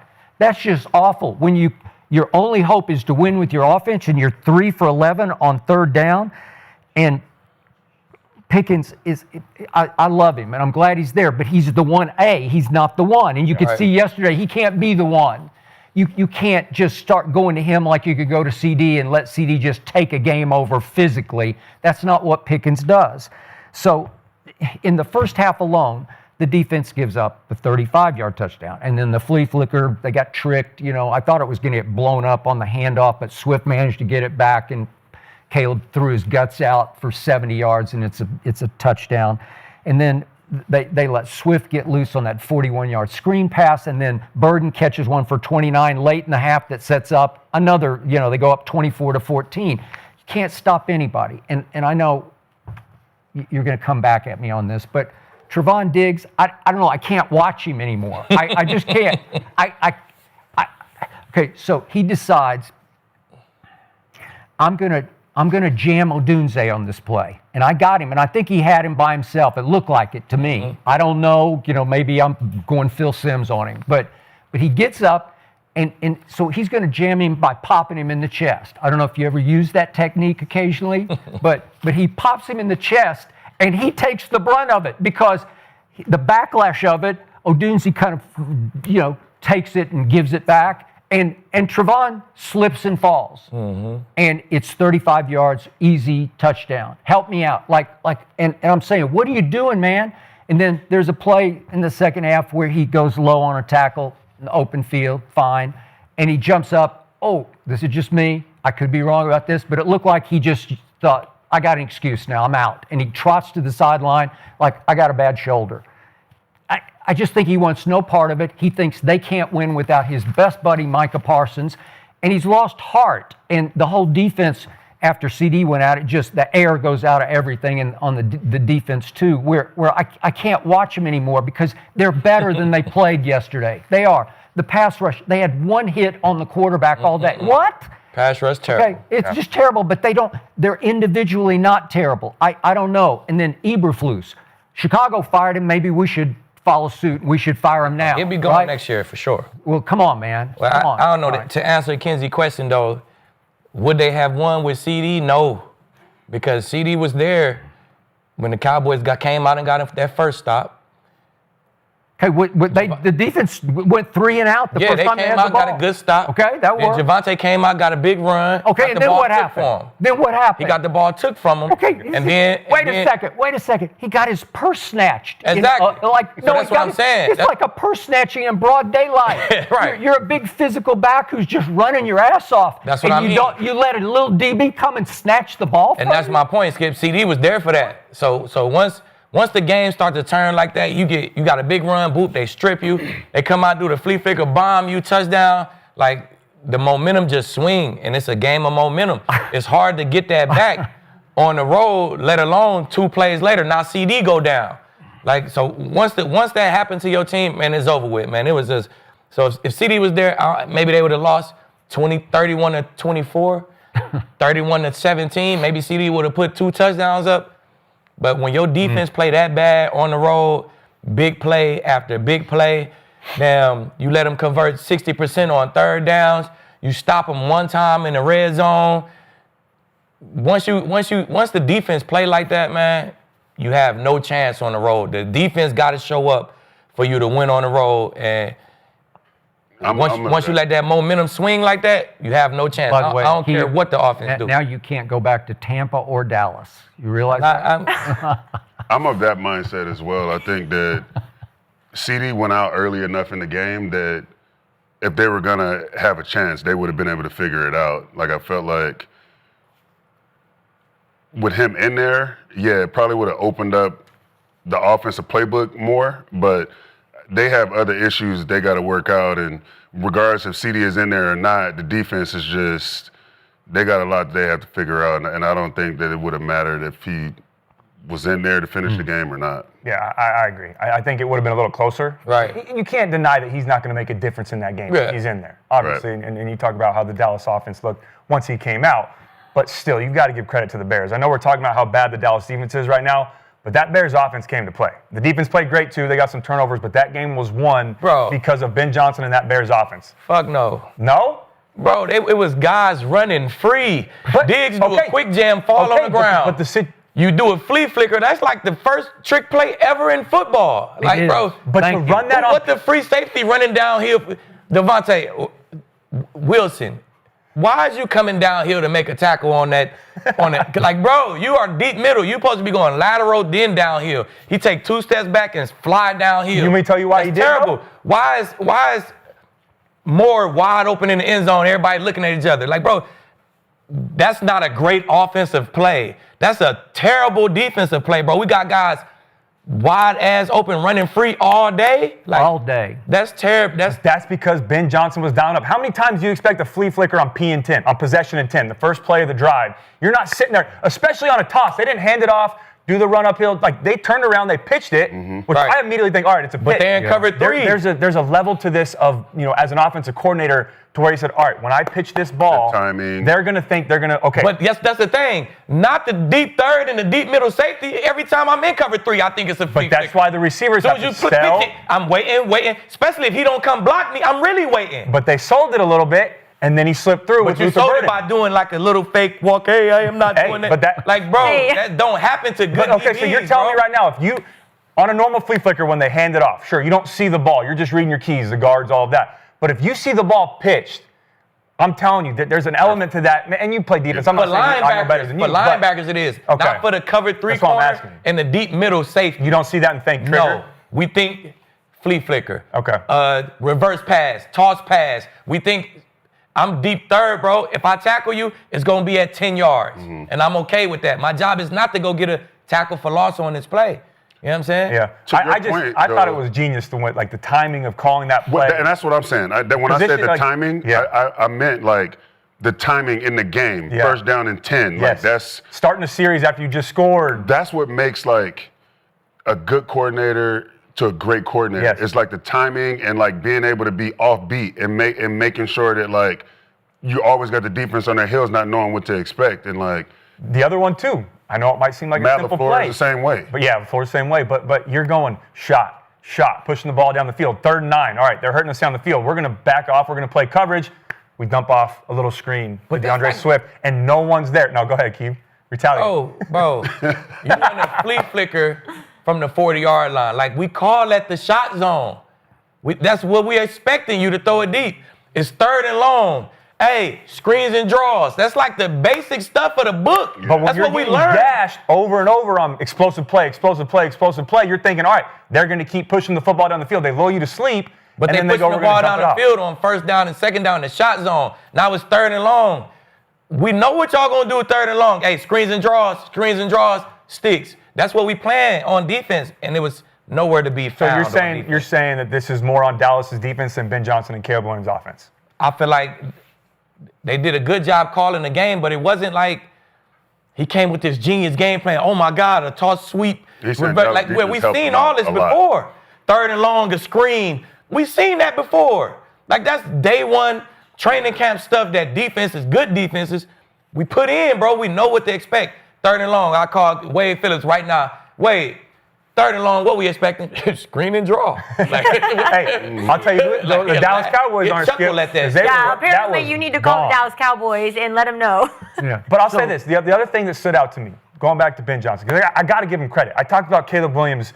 He shows you flashes of how good he can be. And that's what I said last week. He has the arm. He has the talent. He can get outside the pocket. He can do all these different things. He just needed to be consistent. In my opinion, he showed it in this game. Yes, he missed some throws. He missed that corner route to Odunze. He one-hopped, an in route. That'll come with timing. But I saw flashes in this game between Ben Johnson and Caleb Williams where I said, they can work with that. And I hadn't seen that before. Right. And then, but the play that I love that sold it for me that tells me they're going to be all right in Chicago was they go 18 plays for 72 yards. 19. But at this point they've gone 18 plays, 72 yards. Yeah, right? 19, and they put together this drive, and it's 4th and 4 on the 4-yard line. Yep. And everything in the book tells you it's 24-14, take the points. Go kick the ball. But Ben Johnson said, no, I want to go and show this team that I trust them, that I believe them. True, but that takes balls to do that. To sit out there and say, I want my quarterback, who hasn't been the greatest last year and hasn't been the greatest through 2 games, I want to put the ball in his hands because you know how demoralizing that is for an offense to go 18 plays, 72 yards, and walk away with 0? Right. I mean, that is a backbreaker, and that would have changed the outcome. Maybe not the outcome, but the momentum of the game in that moment. So just take the 3, but instead he says, you know what, no, 18, you go out there, I'm going to put the ball in your hands. Front running. And then, okay, but the reason that happened was pass rush. Micah Parsons, they got out of their lanes multiple times, steps up. Yes, they were covering air, but you're not expecting down there on 4th and 4 for the ball to be held for 4, 5, 6 seconds. You think it's coming out. It's like Caleb's playing 7-on-7, except it's 7-on-5, right? You still got to make the throw. You still got to read the defense. You still got to escape the pocket. You still got to have the guts to call that play. You still got to get in a rhythm. There's so many things to where it's easy to just say, all right, Dallas's defense is terrible right now. They are. They're struggling, but you can't take away the positives from the Bears Halpin and what was they the showed in this receiver game. on that play. Halpin was the receiver. Yeah, they were playing a picket fence coverage. It was a back end cut. Complete bust. The It's a safety complete should have bust. stayed there, but he sees Caleb break out of the pocket. You start thinking scramble That's mode. not his job. But if you're not taught well and you're not in the right position, you are. But you're not going to do that if Caleb doesn't break out of the pocket and threaten the goal line right there. You're not there going was to do no that one if in you that got area. Parsons on the edge. Yeah. And Now we're talking. that's just not your job, Yeah. bro. You got to do your 4th and 4. there's You no just pass got to rush do right now. your job. That he had nothing to do with Caleb Williams scrambling out. You just watch him go score. Shit, I got him covered. You watch him go score. You can't do everybody's job. So I don't know. I think Caleb played good. That was the best I've seen Caleb. Yeah. But By the way, it was against the worst damn defense in the league. all right. The So worst. 1 year ago, right now, weeks 2 and 3, with Micah Parsons completely healthy in the lineup, Dallas at home gave up 35 in the first half to New Orleans. It was 35-16 at halftime with Micah on the field and 190 yards total rushing in that game. And then came Baltimore in week 3 at Dallas, and it was 28-6 going to the fourth quarter, and Micah's defense gave up 274 yards rushing that day. So just for the record, we had a healthy Micah last year, so it's hard for me to say, oh, it'd be all different with Micah right now. And really? CD, though. What's that? And CD. I don't And think it'd be CD all for different, that Skip, matter, but yeah. they need a pass rush presence right now. It's non-existent. They need All right. someone that can get after the Okay, quarterback. so yesterday, help me out on this. Okay. So Sam Williams, to me, might be our best pass rusher. He's got a little bit of Micah in him. He's coming off a complete reconstruction of his knee, but when he was right as a second-round pick, he can rush the passer. So yesterday, Eberflus says, no, I need you to be my spy. So he's spying Caleb the whole day, which means to him, because he's a defensive end, he's a pass rusher, he's not a safety or a monster kind of back, or he doesn't have that kind of skill set. He just stands there. I watch him every play. He just standing there watching Caleb, kind of trying to mirror him. And so that means you're playing with one hand tied behind your back because you got 10 people on defense who are trying to play their assignments. But one guy on defense is doing nothing. He's not rushing the passer, and he's not covering anybody. And I'm saying, just blitz. They don't blitz at all. Just send everybody. What's the difference? If you're going to get smoked, if you're just going to get roasted and toasted, just send some people. I agree. Because it screws you up. Every game I watch, if you blitz and you send at least 2 extras, they're going to have to account for them, and the quarterback's probably going to get hit on the play. Now, he might make a throw. He might get rid of the ball. He might burn you. He might even hurt you just with a little valve pass. That internal clock speeds up to your point. It just does, because you can just see it. Yeah. We don't ever try that. And I'm like, this is slow death for me. I have to sit and watch you just lay back and play not to lose. Well, you're not going to win. You're going to lose badly. That's what's going to happen. So I'm like, spy what? Let Caleb beat me with his legs. I don't care. Like just don't give up 70-yard bombs. And then on the flea flicker, I got to say one last thing about this. They actually kind of botched it because Swift takes the ball way too deep. Like on the flea flicker, you want to get handed the ball, and you want to take a couple of steps and immediately pivot and toss it back. That when I saw it. He went way too deep. He messed It up. looked like it was like Messed up on the pitch back. That toss was like- bad. That toss was Yeah. bad. Hey, so the play. But he goes so deep, he's in the wash, man. And I'm going, just tackle. Somebody just put a hand on him. Like they think, well, I don't know, he's running with the football. And they get everybody's fooled, but the D-line is fooled too, because somebody just needs to, you can knock the ball out of his hands because he doesn't know what he's doing. He's got free ball up here. He's trying to figure out, wait, how did I do this? Oh, it's chaotic in here. There's a lot of traffic in here. I got to stop, and then I think I'm going to. You always hold your breath as a quarterback while you're waiting for that ball to come back. Yeah. It's Come scary, on, man. but- Okay, let me ask and you they this. still pulled it off. Aqib, so then from your mindset as a defensive player, do you think that was more on the personnel that Dallas has right now with the injuries, or do you think that's more on Eberflus and the scheme that they had going into that game? Well, no, that's so elementary, bro. Yeah. That's on the guys who on the field. I mean, Okay. Eberflus called a 3 deep. Elam, play 3 deep, bro. Your guys jogging. Like, that's a telltale sign. He's just jogging, not doing nothing. Just keep your eyes on one. Check one before I go play the run. Let me just check one before I go play the one. He's just jogging. He take off. Yeah. you going to crack replace. Like, bro, he's not even cracking nobody. If I go crack replace, if I'm in cover 3 and my receiver go to crack somebody, I got to see you crack. I got to see the contact, then I go replace. If I don't see no contact, I'm not going to never go replace. And if that run get 15 yards, then I'm going to tell Eberflus, like, hey, shit, it could have been a flea flicker. Yeah. You know what I'm saying? So it's not my job. Don't tell me to do the D ends and the linebacker's job. So it's definitely on the free safety and the corner. But Wilson. Not that play specific. I'm talking like big picture. Do you think Dallas right now is in trouble with Eberflus, or do you think the personnel right now is the biggest issue overall? I say I don't have a problem with the personnel. I think that they good players out there. They got good safeties. I like Diggs. You know what I'm saying? Yeah. But if you don't got a guy who you respect as a coach who's in the front of that room, it's just everything tailors off at that point. You know what I'm saying? It's like, bro, it's a joke to you. You know what I'm saying? And then it's I'm telling you, man, it's hard to keep guys' attention when they don't really believe in what we're doing. Yeah. You know what I'm saying? So And at this level, dudes know. they know, bro. Yeah, they know. They probably looking at Eberflus in the middle of that class, in front of that room, they probably like this. They probably doing like this. Oh, yeah, I got you, coach. They probably in there like this. So That's a worse. That's like I'm a telling you, bad bro. thing to be a part of. Like I've been a part of like locker rooms like that, where the dudes know, and it kind of permeates throughout the locker room. And I've been there too. And everything just starts to tailor down like this. So I'm serious when I say this to you. So you're coaching your kids' little league football team, obviously. I would pay you to go coach the Cowboy secondary right now. I would pay your salary. I think a lot of people go crazy. Seriously, and I'm not joking about this. If you walked in the door today, it would just change. I promise it would. It would change dramatically. I promise it would. You get it. You know it, and they would listen to you because you speak the truth about this.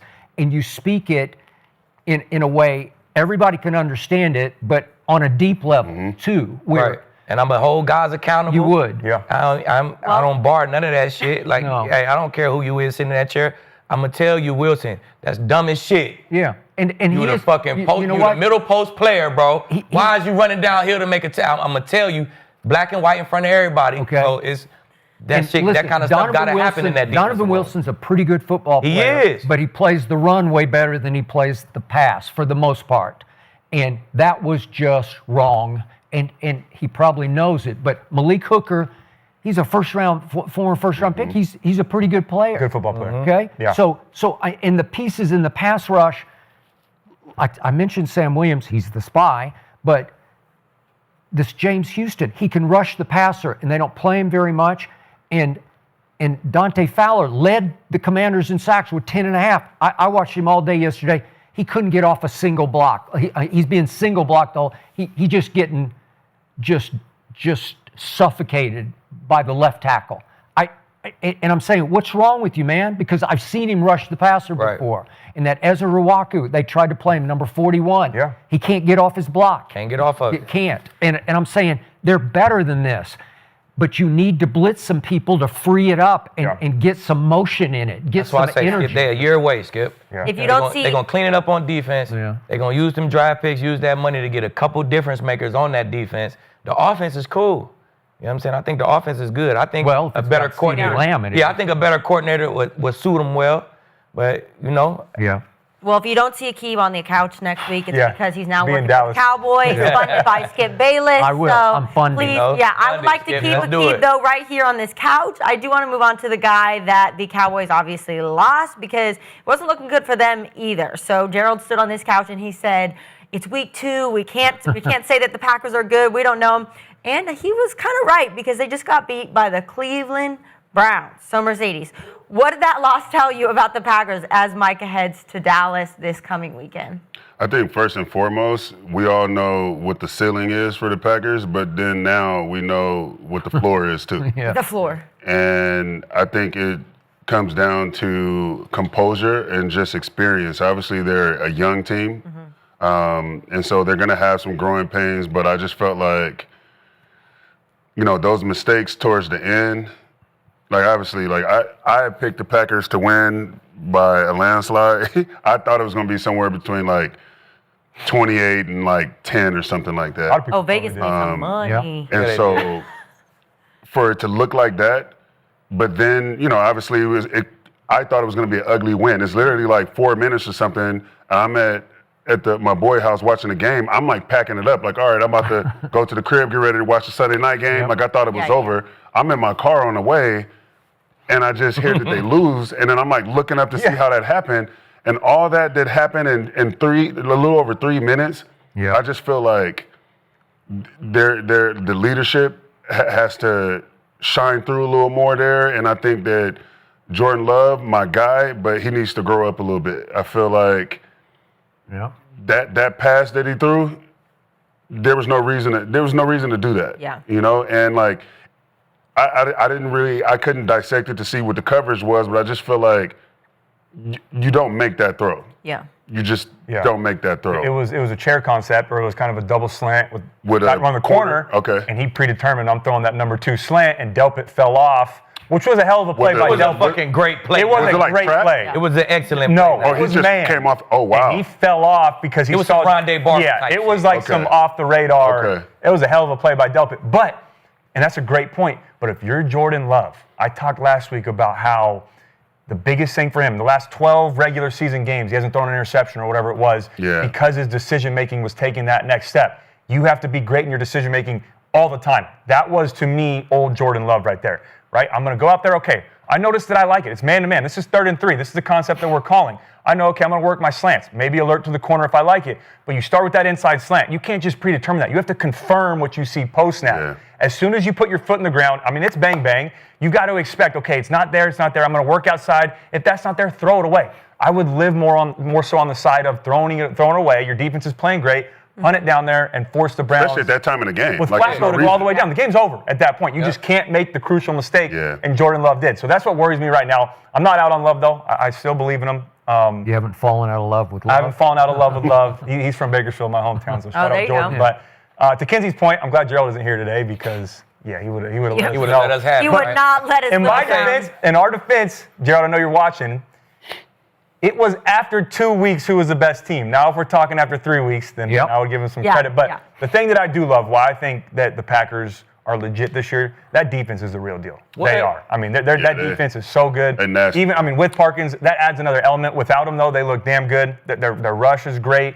I mean, the first 7 drives of the game, the Browns went 6 punts and an interception. They got nothing going. The only thing You're they talking had about was the that one Browns drive. offense. They got Not a field goal. True, but they did it against the Lions as well, and they did it against Yeah. the Commanders on Thursday night. They've been doing this, and then the reason that they gave up those plays was because the interception, they had one play, 4 Right. yards touchdown, Yeah. and then special teams, the blocked field goal. I know it was the day of Right. blocked field goals, but that defense to me is going to carry them a long ways.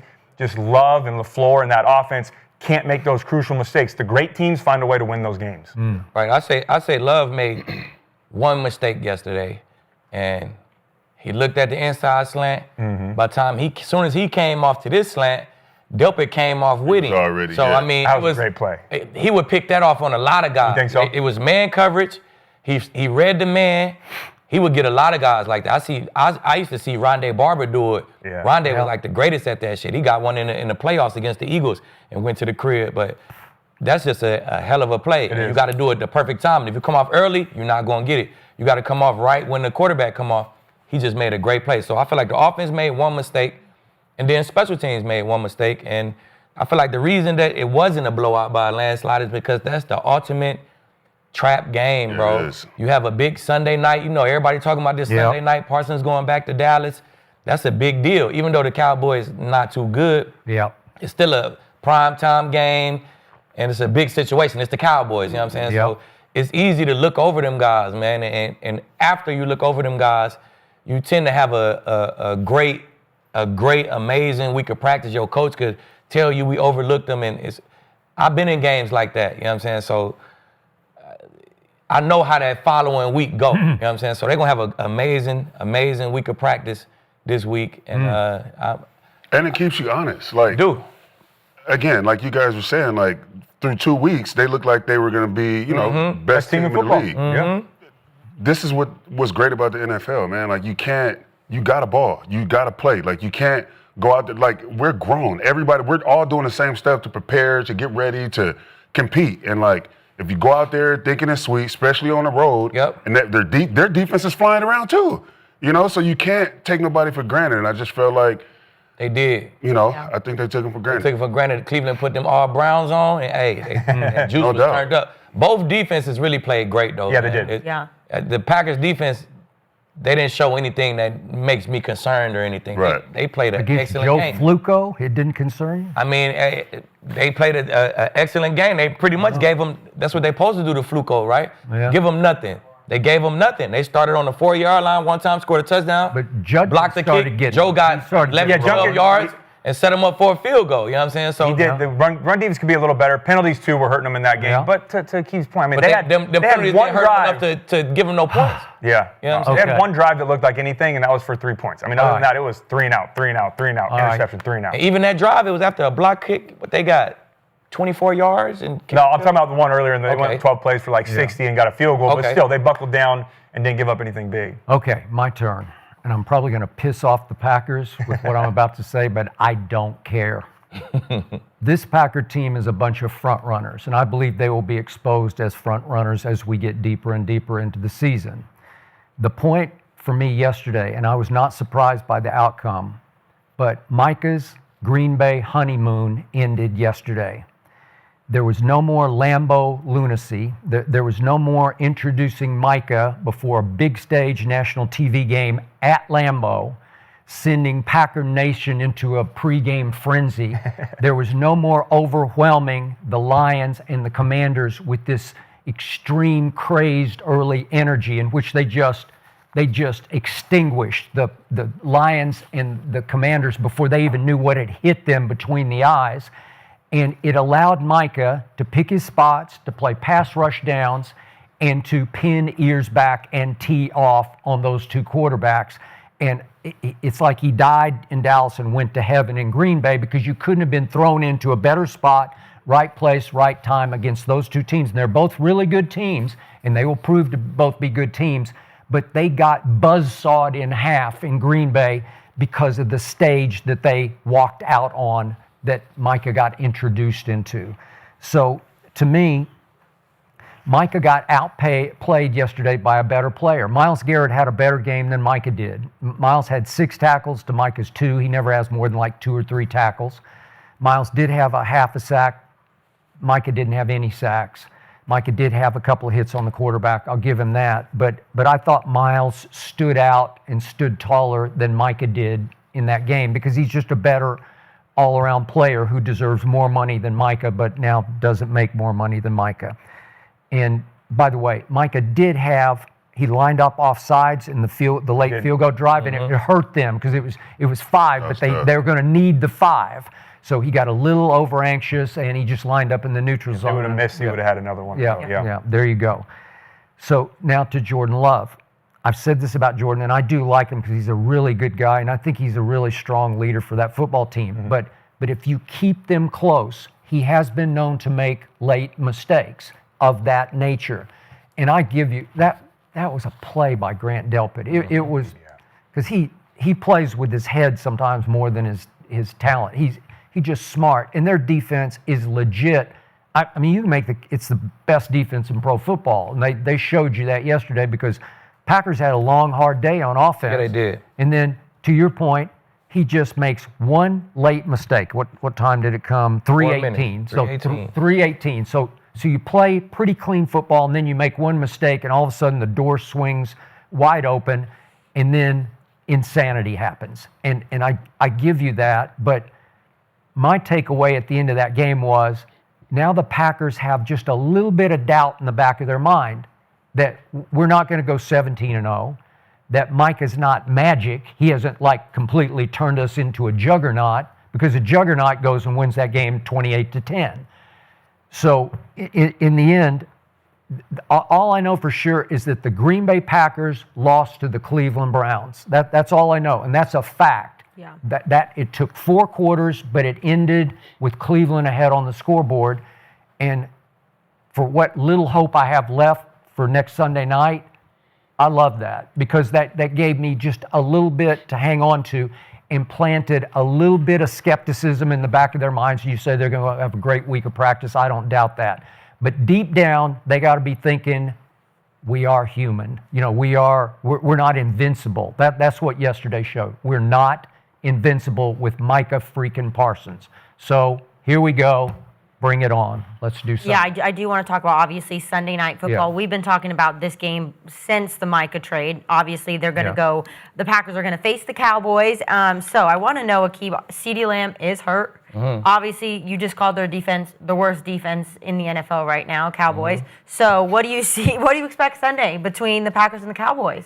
I expect the Cowboys to have a great week of practice as well, because I think they kind of did the same thing as the Packers. They kind of had that Packers game on their mind, thinking, okay, They Bears, overlooked the Bears. Yeah, the Bears not playing good football. Everybody overlooked. I hope you're right. We coming off a huge win, you know, at home. Yeah. You're going to play a bad Bears football team. They kind of overlooked them guys as well. So following it, overlook, I mean, you always have a great locked-in week of practice, but I think the Packers come in, it's a little too much for them. I think the offense, I feel like the offense of the Cowboys, they have prepared without CD. They have a nice plan to work without CD. It'll be solid, and I don't think it's going to be a big of a blowout as everybody think it's going to be, just because how dialed in both teams will be throughout that week of practice. But I think the Packers come get it done, and I think Parsons leave a couple fingerprints on that game, because it's just something about when you play that X team, man. It's like a contract year. It's a lot of extra juice. I just remember me being a Buccaneer, a Patriot, and the Bucks coming to town. Served them, strapped Vincent Jackson, RP to my guy, strapped him, had an interception. I remember being a Bronco, going to Tampa. Jameis, the quarterback, you know how he like to give them out, you know what I'm saying? Jameis threw me 2 picks, you know what I'm saying? That game, I left with 2 interceptions that game. Then I remember being a Bronco playing the Patriots. Yeah. AFC chip, real stage. Yeah. I ain't have an interception, but I had like 4 pass breakups, including the game winner. Tom came down, got a touchdown, tried to throw the 2-point to Julian Edelman. I broke that up, and Roby was able to pick it off. So it's just something about playing that X team, man. If you one of them guys, you always leave a double thumbprint on them games. Did you talk about it after the game? Did you talk big and bad about it? I don't even think I did, Skip. You know, I respect Bill. Yeah, I respect Bill. It is hard to believe. I respect Bill, Tom. You know, I just kept it real professional, real Bronco. I just left them out of my post game, you know. All right, go Mercedes. I don't know. I mean, I think mainly what Talib was just saying, like, I just feel like it's going to be a big game, obviously, with Parsons being a Packer now. So that's a little more added juice to the game. I feel like the Packers are going to go in there and handle business. I don't know if it's going to be a blowout because it'll be in Dallas, but historically the Packers have played well in Dallas. So let's see what happens there. Like I went there with the Packers, and I think it was it 19? One of those years, and we went out there and handed it to them. And it's something about. Have you played in that new stadium? I have. It feels like it don't feel like It's not a great atmosphere. Nah, it feels like I'm at my house. Yeah. And I feel very comfortable. It's almost like a home game for me. You know, like it's a weird energy. You got to like bring your own juice type of vibe. Yeah. I had an interception there. Definitely. There's no real home field advantage. Nah, it's no home field definitely advantage there. Like a rich crowd, just real sitting quiet. They really just like watching the game. That energy is definitely not there. I remember like being on the sideline, you know, obviously in between series, and I'm like looking up and I see like pole dancers and like all type of shit going on. I was like, yeah, they're not really tripping about this football game. Like, they just here to get out the house. They're here for the money. There's a game going on at the social event, right? Yeah. Exactly. So I can't even, football. as I've talked about like this response that I'm giving, I can't even like add home field advantage in there because which would normally be a big thing, Sunday night football, home field, but that's not even going to be the advantage. Right. I think the juice is going to be, for both the Packers and the Cowboys, is Parsons. The Packers have Parsons. They're going to go in there like, yeah, we got y'all dude. We about to get y'all the business. And then the Cowboys is going to be, probably half the team is like, man, why did we get rid of him? Other half of the team was probably like, it's good we got rid of them, we're going to show them. Yeah. You know, so I can't wait for the game, but I think the Packers handle business by at least 14. Blowout. I think it's going to be a good game. I think it's going to be better than I thought it was, obviously, before the Cleveland game. Is it crazy to say that this is a must-win for both teams in Week 4? I mean, I feel like if you look at like the bigger picture of stuff, like if we're talking about the Packers being a good football team, the great teams, you guys know, don't lose 2 in a row. Yeah. Like, you'll lose 1. It's the NFL. It's tough to win every week. But the great teams, they get in the lab, they watch the film, they self-scout, they make the corrections that need to be made, and then they go handle business the next week. Yeah. And on the other side, the Cowboys, if they lose this game, Skip, they're going to drop to 1-3.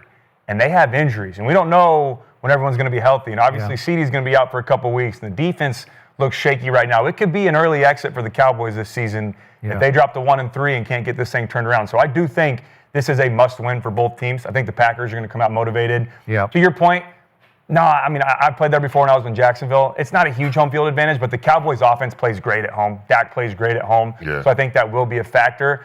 But I'm opposite on you guys about the Micah Parsons thing. I don't think you can make that the main story. We can, and the media can, and all of that. But if I'm the Cowboys on offense, he's another nameless, faceless opponent. I'm going out there. I'm going into my game plan, at least mentally. Yeah, you do that. Obviously, you got but you got a game plan for him. Like, all right, he's a good player. We're going to send some double teams. We're going to send some help on these pass rush situations. Yeah. We know how he is. I'm not saying he's not a difference maker, but you can't go in to say, I want to beat Micah Parsons. I'm going in to beat the Green Bay Packers. Yeah. You know, that's the mindset you have to have, at least on offense. It's going to mean more to Micah because he felt like they did him wrong and he should still be in Dallas. But if I'm Dak Prescott in that offense and the offensive line up front, hey, we're going to game plan against you. You're a damn good football player, but we're not going to make it bigger than what it is. Okay.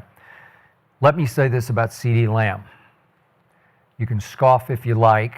Adam Schefter has reported that he's likely out for at least a couple of weeks. Yeah. CeeDee Lamb has some LeBron James in him when it comes to injuries. LeBron is the most amazing human being I've ever seen on ankle rolls. I've seen LeBron roll his ankle to the freaking floor, touch it with the bone to the floor, go over, get it retaped, shake it off, and come back like nothing happened. And I'm like, that's impossible. You guys have all had quote-unquote high ankle sprains that they never called high ankle sprains. They were just sprains. But whatever, I got it. But every time CeeDee's been hurt and I've written him off, he just sucks it up and plays. I think he has high pain threshold, and to his credit, he did come back and try a play. He did. He couldn't run. He couldn't plant and cut. He couldn't stop on a dime, and he knew it. But then he goes over and he starts walking and he starts pacing, and he paces up and down and up and down. And the more I watch him walking on the sideline, I'm saying, you're walking pretty clean, man. And he said after the game, I tried to go back in because I was ready. My adrenaline was up and it started feeling pretty good to me. So I'm just saying, I know they had an MRI and it probably looked ugly because it looked ugly when it happened. It got rolled over, and the guy who rolled over is 230 or whatever he is. And that's different than what happens to LeBron for the most part. But I'm not writing CeeDee completely off. If he can't play, we probably have no shot. Even like some long shot, underdog shot, we probably don't have it.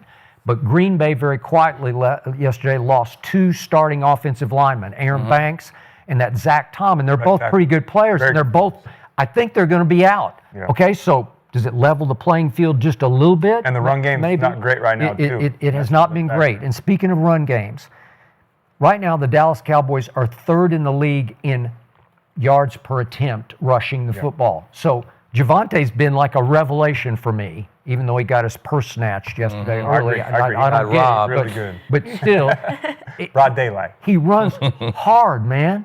He does. He's run like punishingly hard, where he is dishing on people. He's looking for contact, running through people like Zeke did when he was a rookie. I'm not saying he's Zeke, but I just like the mindset.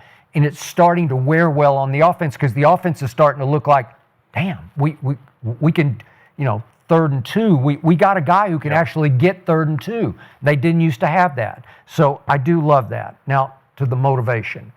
I'm going to remind you, the last time Green Bay was at Dallas was a playoff game. in which we were the 2 seed and they were the 7 seed, and they were by far the youngest team in the playoffs that year. We were 7-point favorites at home. We're now about 7-point underdogs at home. But in that game, Micah remembers, CD remembers, a bunch of those guys on the defense remember. It was 27-0 before halftime. To your point, and you went there in the regular season and just ran them out of the building. It was a joke. I know what game you're talking about. I mean, Aaron and Aaron Jones, they just went crazy. Like 3 or 4 touchdowns. Aaron Jones is a Cowboy killer. He wanted to be a Cowboy, grew up in El Paso. Yeah. So he's just like he's more of a nightmare than Aaron Rodgers was in those days. But the point is, with Jordan Love at quarterback, it was 27-0 before halftime. Well, you have to remember that. You have to say, not in our house this time. That's the motivation to me. Is it was I called it the ugliest, most embarrassing, most humiliating playoff loss I've ever witnessed in any sport by any team, given the pregame circumstance of it. 27-0 before halftime, and Dak, threw for his usual 1,000 garbage yards in the fourth quarter, and they got it back to 48-32. But whatever, it was over at halftime, and Dak and CD are going at it, and on the bench, the CD's sitting down at the end of the bench and dropping his head because he's mad at Dak. So it's time to. There's some blood involved here.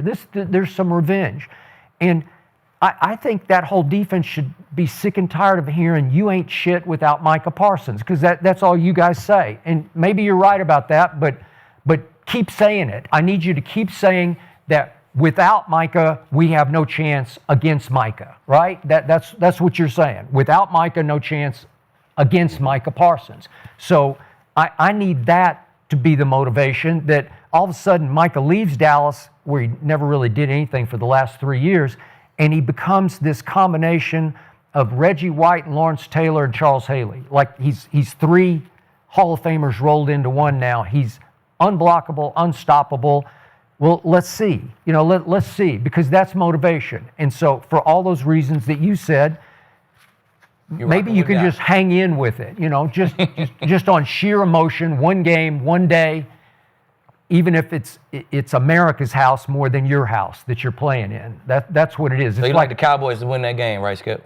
I need to know more about CD. I'm not giving up on CD. But let me tell you about CD. All right. When LeBron turned that ankle, he turned it this way, right? Yeah, I understand. That's that basketball roll. I understand. Once you turn that thing this way, Skip, that's called a high ankle sprain. And your ass is down 4 to 6, if not more than that. And when the inside touches the ground, with that weight on for it, 8 to 10. It could get ugly, Skip. Did you see him prancing up and down the sideline? Yeah, I had one surgery in my whole NFL career. All right. And it was a roll this way. Yeah. And I was prancing up and down the sideline like I was straight. And who did it? Who was it? Do you remember? I don't remember the receiver name, but I remember I slapped his ass a little bit. He caught like a third down, and he just started rolling. And I went to tag him down. He kind of just rolled on mine, just real light. What team just was real it? goofy. I feel like I remember It was against the Cardinals. The Cardinals. Yeah, it was against the Cardinals. Tyrell, his name is coming to me. Yeah. I got his face in my head. I don't never forget him, Skip. But he rolled into mine, and I was prancing up and down the sideline like I was going to be straight. And then next thing you know, I'm on the surgery table. I'm out 10 weeks with a plate and a screw, because once that tib and that fib do this, I know they do. You got to tight rope it. You got to put it back together, and that's what that high ankle sprain. They call it a high ankle sprain, but it's really not your ankle. No, it's your 2 bones. Them ligaments tear, and they get loose like this. So, and depending on how bad it is, like mine, I felt it way up here. Exactly. Yeah. Like literally, like when I did this, like put pressure on it. Yeah. It felt like something like it happened up here. Who did it to you? So I was. It was my first preseason game, rookie season in Miami. I'm blocking a guy on my way to pancake a guy. The tackle at the time, I don't remember who it was. He gets thrown on my leg, and I'm just like, bro, this is not. I had never felt that before. And inside roll. It felt like if this is your leg. When I went to take a step, it felt like it was like this, like separated almost, like as if there was just space in between. Did you have to get the surgery? I didn't have to get the surgery, but it didn't go away till June, and this happened in August before the season. But that's the part I worry about and I had the same thing. Mine was in high school. running down the sideline, kind of pushed the guy down, landed on it, and it went inward as well. Inside roll. But I walked off the field. I was like, man, it hurt. My coach put my arm around him, but I walked off.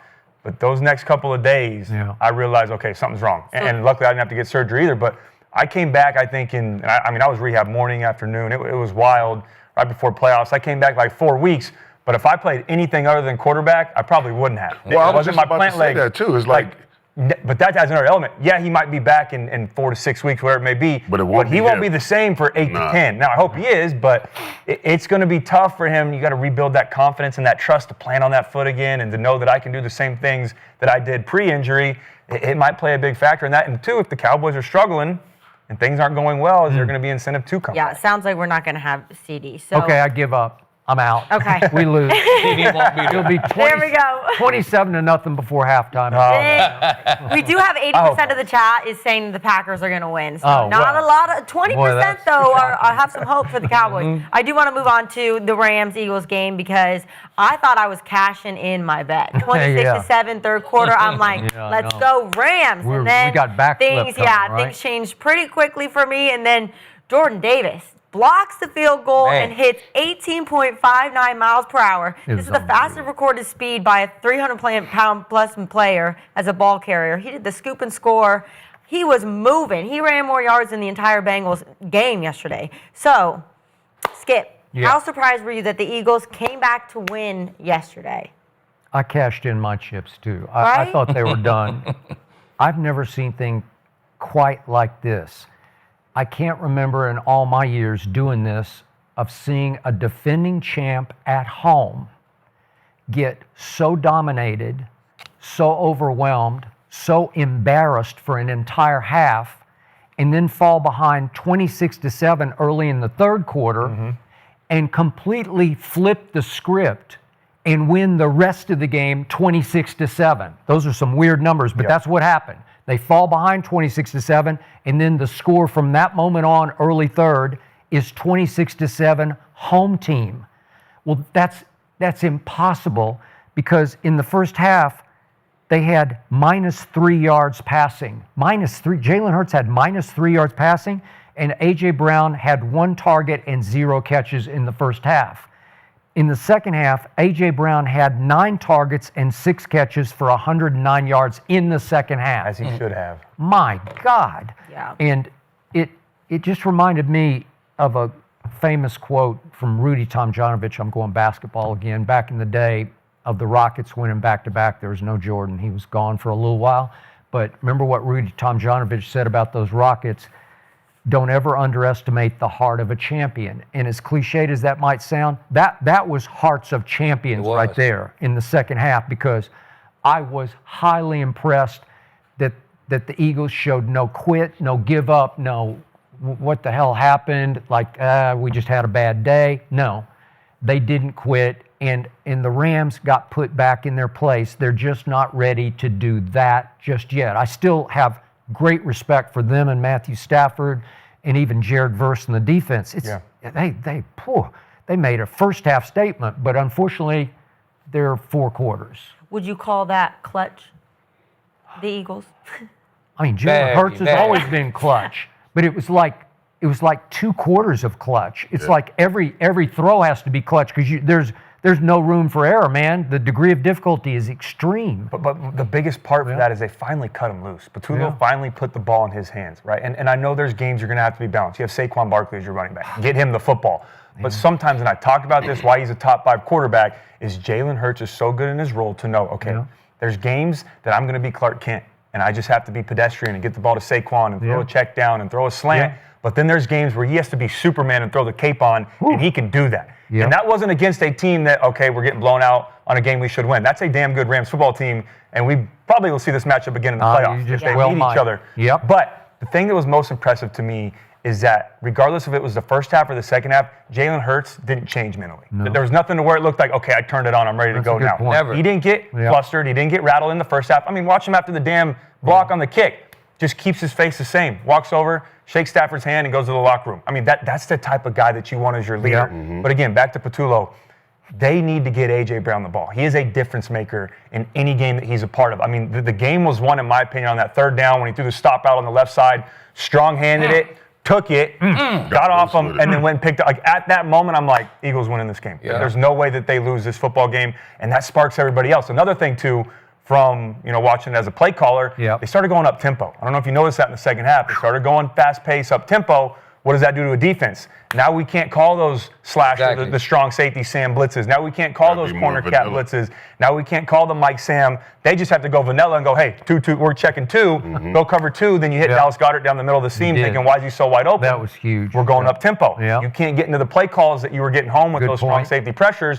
Also have to give credit to the defense. I thought after that sack fumble to start the third quarter, they score in one play to Kyron Williams, on the reverse out and throw it to him. I thought, okay, the defense is going to check out, offense checked out, because the fans sure as hell have checked out. Right. They're booing, they gave up on them. But no, the defense did a great job of shutting them out the rest of the game, had 2 blocked field goals. So I'm not going to say that I was surprised that they came back and won that game, because it's the Eagles. You can never count them out, but it was extremely impressive. It really was. One other guy, too, is I got to give a shout out, Fred Johnson at right tackle. Wayne Johnson goes out. They bring in Matt Pryor. Yeah, but he couldn't hack it. He's struggling, so they go to as a guy who's a backup. And I know these guys weren't, but I've been a backup to where they go, all right, this isn't working. You got to get in there. That's a tough place to be in against Jared Verse and that defense. And Chris Shula, Fred Johnson played some damn good football. Because he locked it down, man. Yeah, he did. He played some good football. Well, I'm not going to say I knew they was going to come back, but when you get that lead with that much time, I just don't like it, man. I never when I played, I never liked being up 28-0 at halftime. It's like, all right, if we playing a good team, the players all lax. You could just feel it in the locker room. Guys eating fucking hot dogs.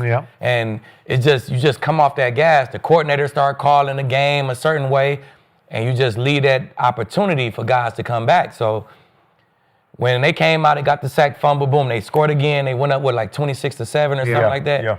It was like 14 minutes left, and I'm like, man, this is a good-ass football team. If the Eagles go score right here, it's going to be a game. Boom, they went and scored like that. So I wouldn't say I just knew they was going to come back, but when you got that much time, man, I just hate how those type of games go, period. So Do you think they were eating hot dogs in the I'm telling you, I've been a part of that. Slowed them down. Hey, 31-0. It's 31-0, man. I'm telling you, it's too loud in here, bro. I used to go in the locker room like, bro, they think we won already. It's too damn loud in here, bro. Like, Bill was good at coming in like, we up 30-0. Like, we haven't done fucking. Bill had a knack for making you feel like you ain't done shit when there was a blowout at halftime. So every coach don't have that. You know what I'm saying? I hate those type of games, especially when you playing somebody who has stale faced as Jalen Hurts. He's a killer. He gonna go until the clock says 0-0. So I'm not saying I knew, but I just hate how those kind of games go. Good point. I think, obviously, like you said, Jalen is a killer, but you know how like when coaches say you never know what player is gonna be? I felt like in that second half, every play meant something. And just like a championship team would and should, they made it count. And you can't put a price tag on that, especially when you got a quarterback that, like you said earlier, no matter what you need from him, he's able to give it to you. Like, and then watching the game, like it just seemed like they're just a team full of dudes, bro. Dudes, man. Like you can't, oh man, it's hard to explain, but like when you are that confident, you know that when you step on the field that we have more dudes than you do. That's true. Yeah. We think we're going to be in the game regardless of what it is. Like it's like the years when I was in Green Bay, those 5 years, like we had dudes. So no matter what happened, we know we're going to be in the game. And Jalen Hurts is like, think whatever you want about him, he's a winner. And clearly he's a leader. And those guys would do anything for him. And like, it showed up in the second half, and it was just super impressive, for sure. And to your point, talking about dudes, it takes one to get going. Yes. And then, like, you see that happen. You hit that sluggo to AJ, and now Goddard's eating. And now Saquon gets a little bit better in the run game. And then you find Devontae Smith for the game winner. That's a real thing. And you feel that as a quarterback. When you're out in that game, and and I'm out there and I hit a guy on a sluggo, all right, I'm going to let some other guys start eating. And then the defense is starting to worry a little bit because, okay, we shut them down in the first half. Now those same answers to the test aren't correct anymore. Yeah. We've got to rechange this and go on and do these different, adjustments, and guys are starting to find big plays. It's a scary place to be in. So to your point about Jalen and AJ, they had a personal issue, an off-the-field issue early last year that they had to sort of work through, and they did. It took a while, but they worked through it. And there are times even now where there's just a little something going on between them that I don't understand, because that makes no sense to me. And I can't completely condemn Kevin Patullo, the new play caller, for this, because at some point, Jalen just has to get him involved. It's like CD and the Cowboys. You got to get the ball in his hands, because he's going to imprint the game. He's going to snatch one out of the air with these vice grip hands, and you're just going to say, right. It's going to ignite the whole offense. Well, you go the whole first half and he gets one target and no catches. It's just wrong. And some of it, at least 50% of the blame, has to be on Jalen. I love Jalen, but there's always some like uneasiness between those two. And then in the second half, they had no choice. Like, okay, here we go. Exactly. We got to do this. Yeah. See, I feel like the Eagles, man, that's what they bring to the table. We gonna come run the ball down your throat and play defense. Yeah. Now, if we get down doing that, okay, we got a whole nother way we can beat you. We got two killers on the outside. Yeah. We'll murder you with them guys. You know what I'm saying? So I just feel like that's what they bring to the table, man. They got a way they want to play. If their passing game presents itself, they can beat you that way as well. You know what I'm saying? So I like how they don't force the ball to AJ. Every wide out want the ball. Like, I mean, do that. I remember Emmanuel Sanders on the sideline saying, like, bro, we pay you $4.5 million. He said, bro, y'all paying Emmanuel Sanders all this money and y'all ain't throwing Emmanuel Sanders the ball? Like, you make $4 million, bro. Like, it's not that much money. No, it's not. You know what I'm saying? So it's just how wideouts are, bro. They want the ball, period. So AJ supposed to feel like that. But I feel like, man, they do a great job on how they run their team. They let their defense play. See that second half, what they had, punt, turnover on downs, block field goal, block field goal. Yeah. Like, bro, they let their defense play. They don't force nothing, and they attack you on however you want us to attack you. That's how we going to attack you. And that's why the Eagles are as good as they are. That was a great point. Because they can beat you playing their style of football, then they can also beat you playing your style of football. Exactly. And not a lot of teams can do that. And that's a great point, Aqib. But that's scary. And now you see Howie Roseman rewarding Saquon Barkley and paying him in the offseason, and they're bringing these guys in, they're treating their players well, and that's going to make more guys want to come play for the Eagles. And if you can get guys that want to come play for your team, and then they see the type of culture they have, that's a dynasty in the making. That's going to be a good team for a long time. It was unwavered yesterday. If I had them as a maybe repeat, I don't know. Yeah. Hey, they showed me a lot yesterday. Them kind of teams, that's a championship team who I watched yesterday, man. Just unwavered. Against a really good team. Against a really good team. Like unwavered, bro. We down 26-7. All right, here we go, y'all boys. Let's go. Like, hey, man, that says a lot to me. Yeah, I don't know a lot of guys that wouldn't play for the Eagles right now. Oh, 100%. But let's move on to the Chiefs, because not a lot to talk about from where they're playing, but there is a little drama I want to show on the screen. I want to know from players' perspectives. Obviously, you guys been on the sideline in a heated moment. They're kind of exchanging. This went viral. They look upset with each other. You kind of bumped him. Is this, Aqib, is that normal with your coach, or are they beefing? Man, if he was a rookie, or if this was their first year together, second year together, then that's a problem. But this is Big Red and Kelce. You know what I'm saying? It's like father-son type relationship, man. These guys done been in chip after chip after chip. They got a great fucking relationship. So, man, that's part of it, man. If you got a problem, sometimes your father figure gonna come calm your ass down. Calm your ass down. Yeah. We winning the game. We good. Relax. You know what I'm saying? And it's part of it. So I love their dynamic, man. If you can do that, you still come out with a big win. Andy probably downplayed it to the media. He did. You know what I'm saying? They see each other on after the game. They probably talk a little shit to each other, laugh about it. I absolutely love that dynamic, because, like you said, man, we grown guys. We all rich. It's a lot of egos on that field, on that sideline. So sometimes it happens like that. But, man, if you come out with a big win, there's nothing wrong with that in my eyes at all. Yeah, I mean, he pretty much hit on all the points. I feel like those two, they've done a lot of winning together. That relationship and that rapport has been crafted over so many, so many years and so many plays. They trust each other. That right there is just like exactly what you said. Like, Dad, what are you doing? Like, either get me the ball or we need to do this or do that. But I don't even take that as nothing more than just like energy, right? Yep. And being able to transmute that energy into wins, and which they have. So. Yeah, I didn't even really pay any attention to it until social media made it a bigger thing than what it was. I thought that was But people two love guys, to talk about. Yeah, and from the outside looking in, sure, but two guys that love to play football. They're both competitors. They know what it looks like on the biggest stage. They know how to get the most out of each other. We talked about earlier. Like, he knows, all right, I can go up and bunk Kelce and get him going a little bit. I know he's going to respond, but maybe I can't do that to some other guys, and it might turn into some conflict. But with Kelce, and we saw last year, Kelce pushed him, and people hated it. But I promise you, like, you could say there's a time and a place, but those guys are at the office right now. Like, this is where that's your sanctuary as a football player. Exactly. I need the most out of you right now. I'm not going to push you at practice.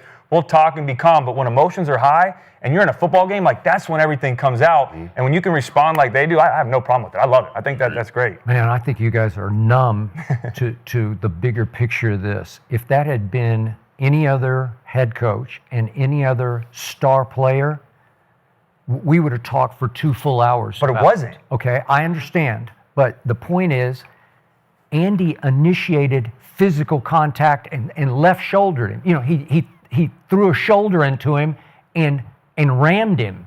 And I'm like, what? But maybe that's what Kelce needed. Okay, it probably was. And this happened in the Super Bowl that they won 2 Super Bowls ago. Yeah. And then, of course, they all poo-poo it after the game. You know, it's no big deal. It's just the way we are. And after this game last night, they all just shot it down. And the media kind of lets it go because, they have, to your point, they've won a lot of games together. But Travis Kelce has become such an actor now, such a celebrity, that I sometimes even wonder if Andy knows it's like staged. It's like Andy decides. It's like a basketball head coach getting attacked for momentum's sake. Like, I've got to break the momentum. I got to inspire my team. I got to ignite something here.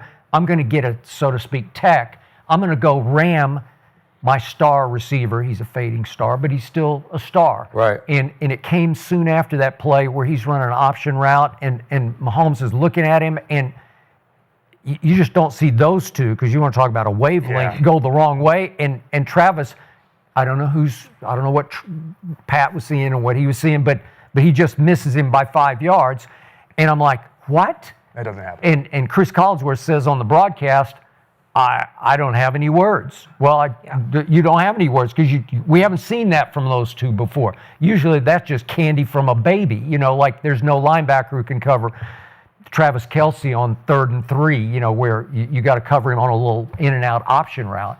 And so it's amazing that they would have that kind of relationship, because I've never seen that before. I don't know if you guys have ever seen anything like that, where a head coach would go to physical contact and get away with it because that's just the way they are. Right. Because they've won so many games. I don't know if you can remember a college or high school where a head coach would that's initiating physical contact with a star player. Right. Anywhere else, it's a mushroom cloud of media reaction. We've seen that between the same two guys before. Once. Yep. We saw it once. And they probably won a chip that year, huh? They did. I'm just going on a limb and saying that. Yeah. They probably won a chip that year. So different guys got different relationships, man. If that's DeBow and Neighbors, then that's probably a problem.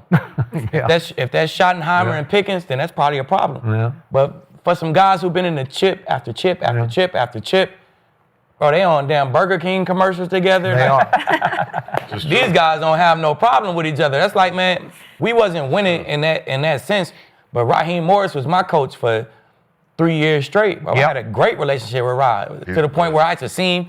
I'm like hitting, bang, bang, watch out, Rod, what's that? Like, you know what I'm saying? That's my dog. Like, I love him. He loved me. But he still would, to this day. He would tough love you, too. Yeah, he tough loved me, too, you know what I'm saying? But we had that relationship where if I was mad as hell in the game, he'd come, hey, lock in. Like, other coaches might not be able to do that. I might slap his fucking hand off and say, hey, get your fucking hands off. Rod could come do that to me because that's the kind of relationship we had. I've been around him. But remember, Gruden was my head coach. He was my DB coach. Then he became my head coach and was my head coach for 3 years. So I was around him for 4 years straight. On the field, off the field, we had a great fucking relationship. You know what Okay, I'm but saying? remember the one time you were late and he called you in and what happened? Yeah, but Rod was cool in that Yeah. situation. We London. He know I'm coming in late. It's London. You know what I'm saying? But Ryan had the problem with it. It was Allstott had the problem with it. Okay. You know what I'm saying? So when we got into that situation, me and Allstott, Rod got at Allstott. He really got on him more than he got on me. Like, hey, Allstott, hey, chill. Let me handle Aqib. Wow. You know what I'm saying? So that's because the relationship that we had. You know what I'm saying? So, man, some guys had that relationship, and if you got that relationship, it's nothing.